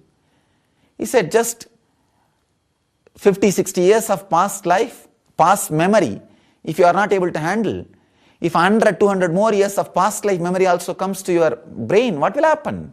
You will go crazy. You will become mad. You will be imbalanced. So understand, unless you are completely ease with your past, do not try to penetrate the past lives. So you need to understand, be ease. There is a very beautiful, very powerful technique given in Shiva Sutras. Osho speaks about this technique, very powerful process. Sit before going to bed, see in the reverse way. Don't start from morning waking up to till the time you came to bed. No. Go from this way. From the time you came and sat in your bed, just go back. Just 10 minutes before, 20 minutes before, 1 hour before, evening, noon, morning, early morning. Go from reverse direction. This sharpens your awareness. Please understand. Coming from morning till night, you can do it with unawareness, unconsciously. But if you are going back from night to morning, you cannot do it without awareness. You cannot do it unconsciously. So go from night to morning. So try this process for 21 days. Within 21 days, you will see you are able to be completely comfortable with your whole past. You may think, how can it be? If I am comfortable with today, from night to morning, how can I heal my whole past? You do not know. Please understand, every day your action represents your whole past. If you are comfortable, today's actions, if you do not have guilt, if you are ease with today's actions, till the moment you woke up from the bed until the moment you reach to your bed. If you are comfortable with this day, please understand, all the seeds of your past will be expressing itself in the form of actions in your everyday. If you are ease with this will start healing with your past. All the thorns will be getting slowly removed. Your wounds will be getting healed. 21 days from night to morning, if you are able to move and heal the whole thing in a very relaxed way, in a very settled way, in a very healing way, please understand, you will be completely comfortable with your past. If you are comfortable with your past, if the easiness is brought in your past, naturally, with that easiness is almost like a razor, knife. With that knife, with that sharpness, with that awareness, penetrate your past life. You will see, you will carry this easiness into the past life also. Easiness is almost like a torch. Create that light, that awareness, that consciousness. Carry that torch into your past life. Actually, when you start this meditating on this past, take your photograph, see the glow in your eyes. After 21 days, you will see the glow is totally different. You are alive, fresh. That light is there in your eyes. That spark is there in your eyes. Your whole body feels light. You are like a breeze. You know now you are having that torch. You are having that Pratyagatma Chaitanya Jagrata, individual conscious awakening. Carry this torch and enter into the past life. I have seen this.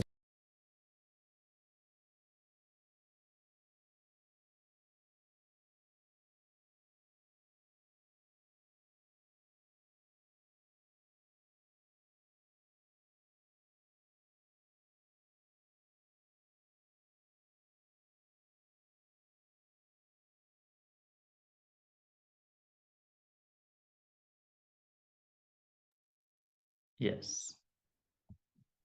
Let us recap. We are going to learn about our past lives by doing the regression in 2 different steps. We're going to have one step that will lead us all the way back to the womb when we have taken this birth, and another past life regression, which will lead us to the second layer of the past, which is all the bodies we had taken prior to the human body. The second, removing and clearing up the second layer of the past, will remove deep-seated animalistic memories from our system. This cleansing will heal us deeply and also enhance our ability to retrieve past life memories. Requesting everyone to create a calm space without any distractions. Mute or switch off your phone. Notify your family members or roommates that you are going to enter into a very deep process, as we are going to have 2 meditation processes. So you would not want to get disturbed. If there's noise outside, close the windows and settle down, as we are now getting ready for the first of the 2 processes.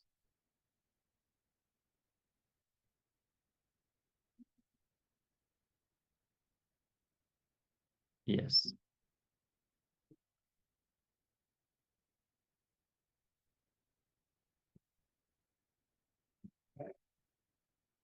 So as a preparation, you want to be able to lie down for this process. Try not to fall asleep. So if needed, you can maybe wash your face, wash your hands, your lower arms, maybe even your feet, to be awake as we are going to enter into this meditation process in a prone position.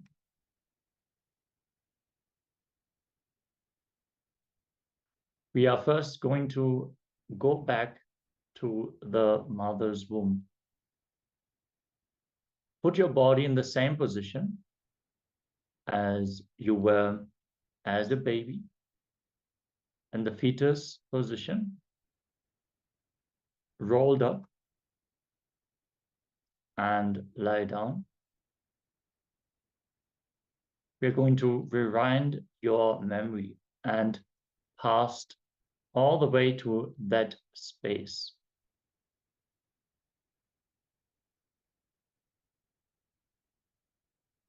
Lie down exactly like the child in the mother's womb.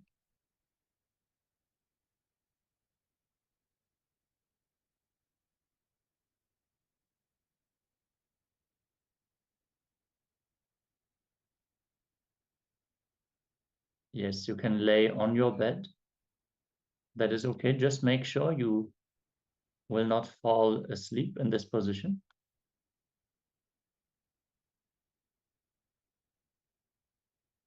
Everyone, please settle down.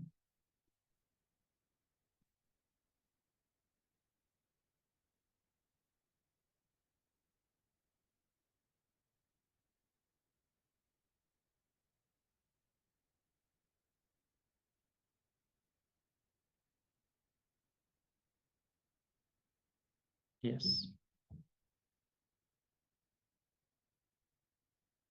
As you lay down on your bed or on a blanket on the floor, make sure it is comfortable, but also make sure that you are not falling asleep. Enter into that space. You are a fetus in your mother's womb. Return to that very space.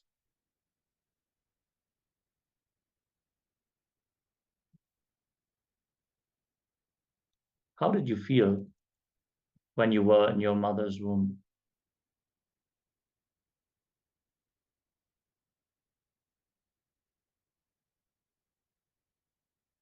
Feel the warmth, the intense darkness.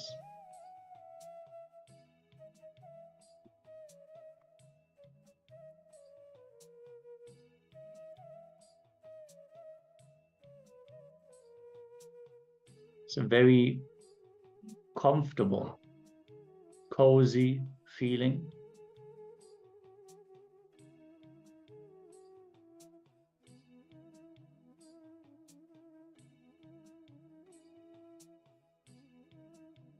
Have exactly the same thoughts of your mother, exactly the same experience of your mother.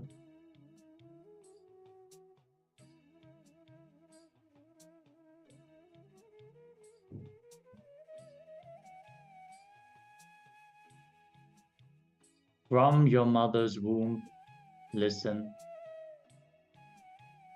Listen to what she is talking, what she is eating.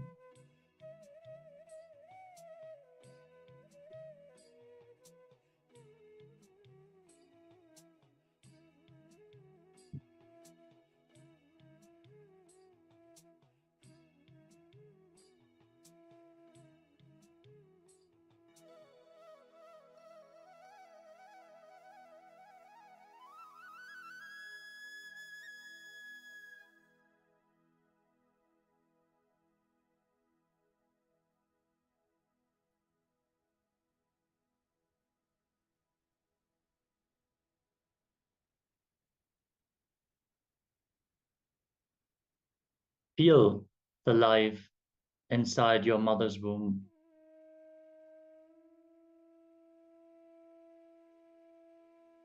What she heard, you heard. What she spoke, you spoke.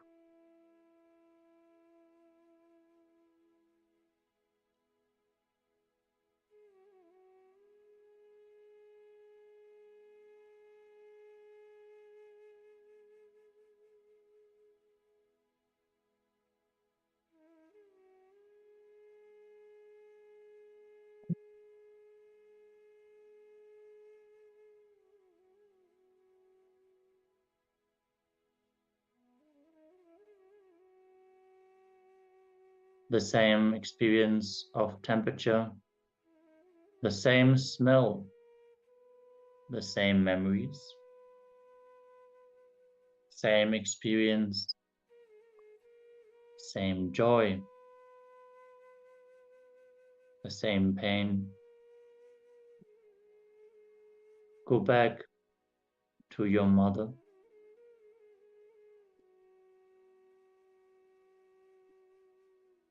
Become one with your mother once more. Let your consciousness go back to your past. Go beyond your present life.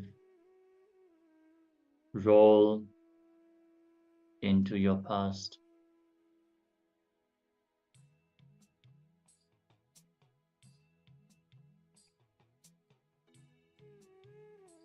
Before you carried all these ideas and identifications,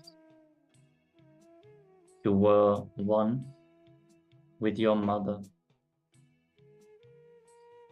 in her womb.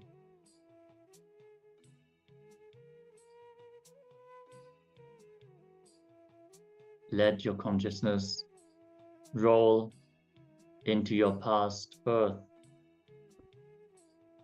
past memories. Let your body be left in your mother's womb.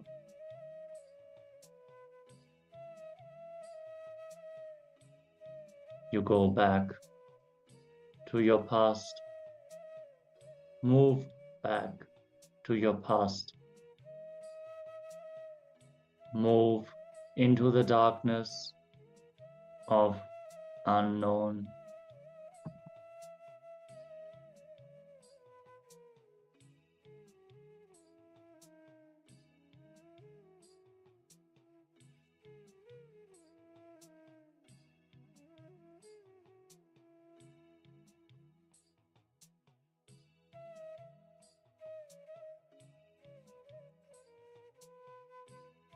Have the courage to fall into the lucid dream state.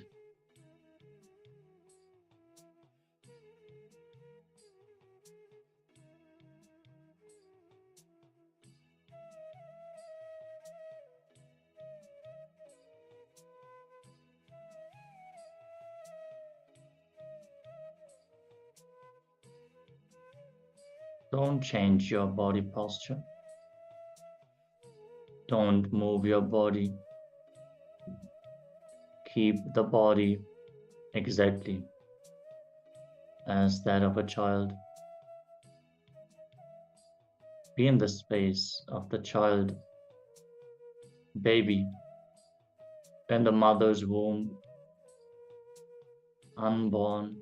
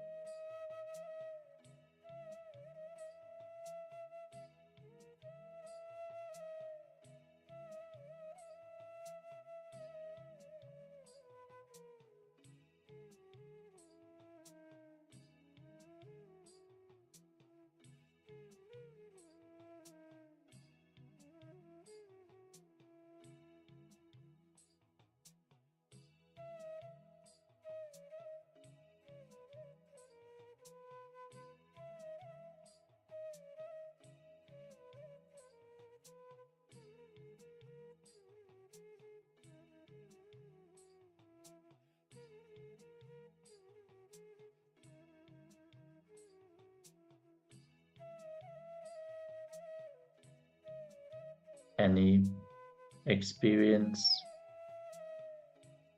you have perceived, which your mother has also perceived. Experience it now.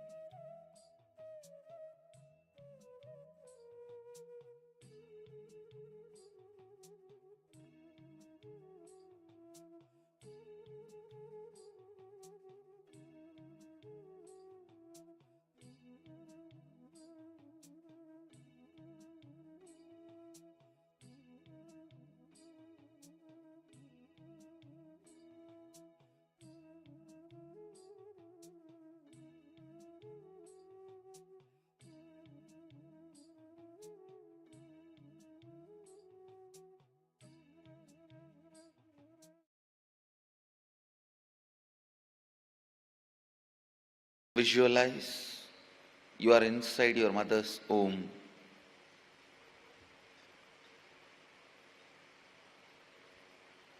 Bow down to your mother and go back to the same space.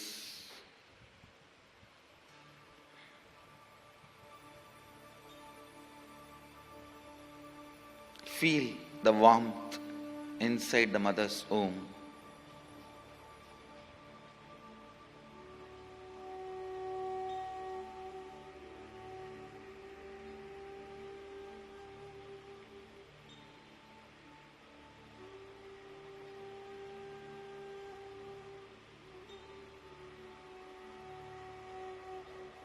Feel exactly how you felt inside your mother's womb.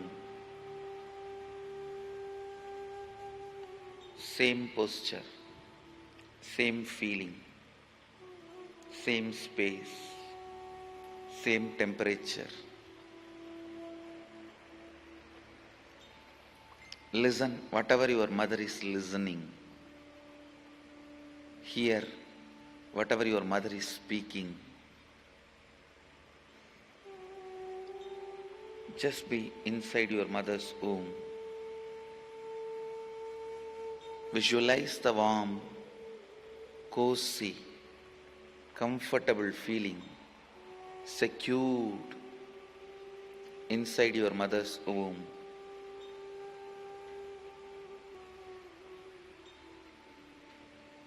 Enjoy what she is eating. Hear what she is hearing. Speak what she is speaking.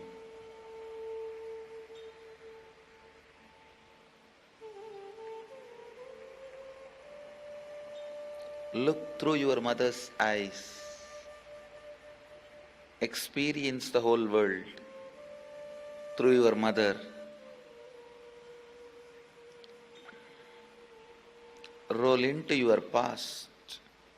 Roll into your past.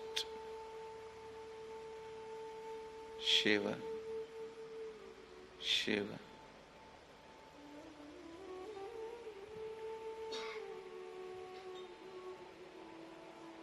Be in your mother's womb.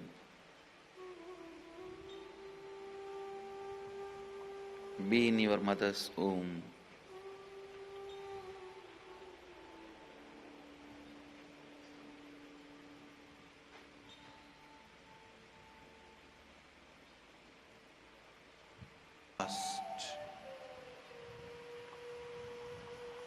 Let the memories open up. Whatever comes inside your mind, allow it to come out.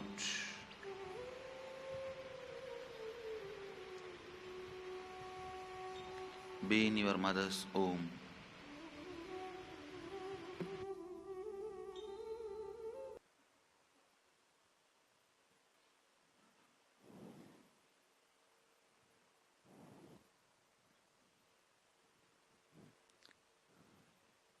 Please sit up wherever you are.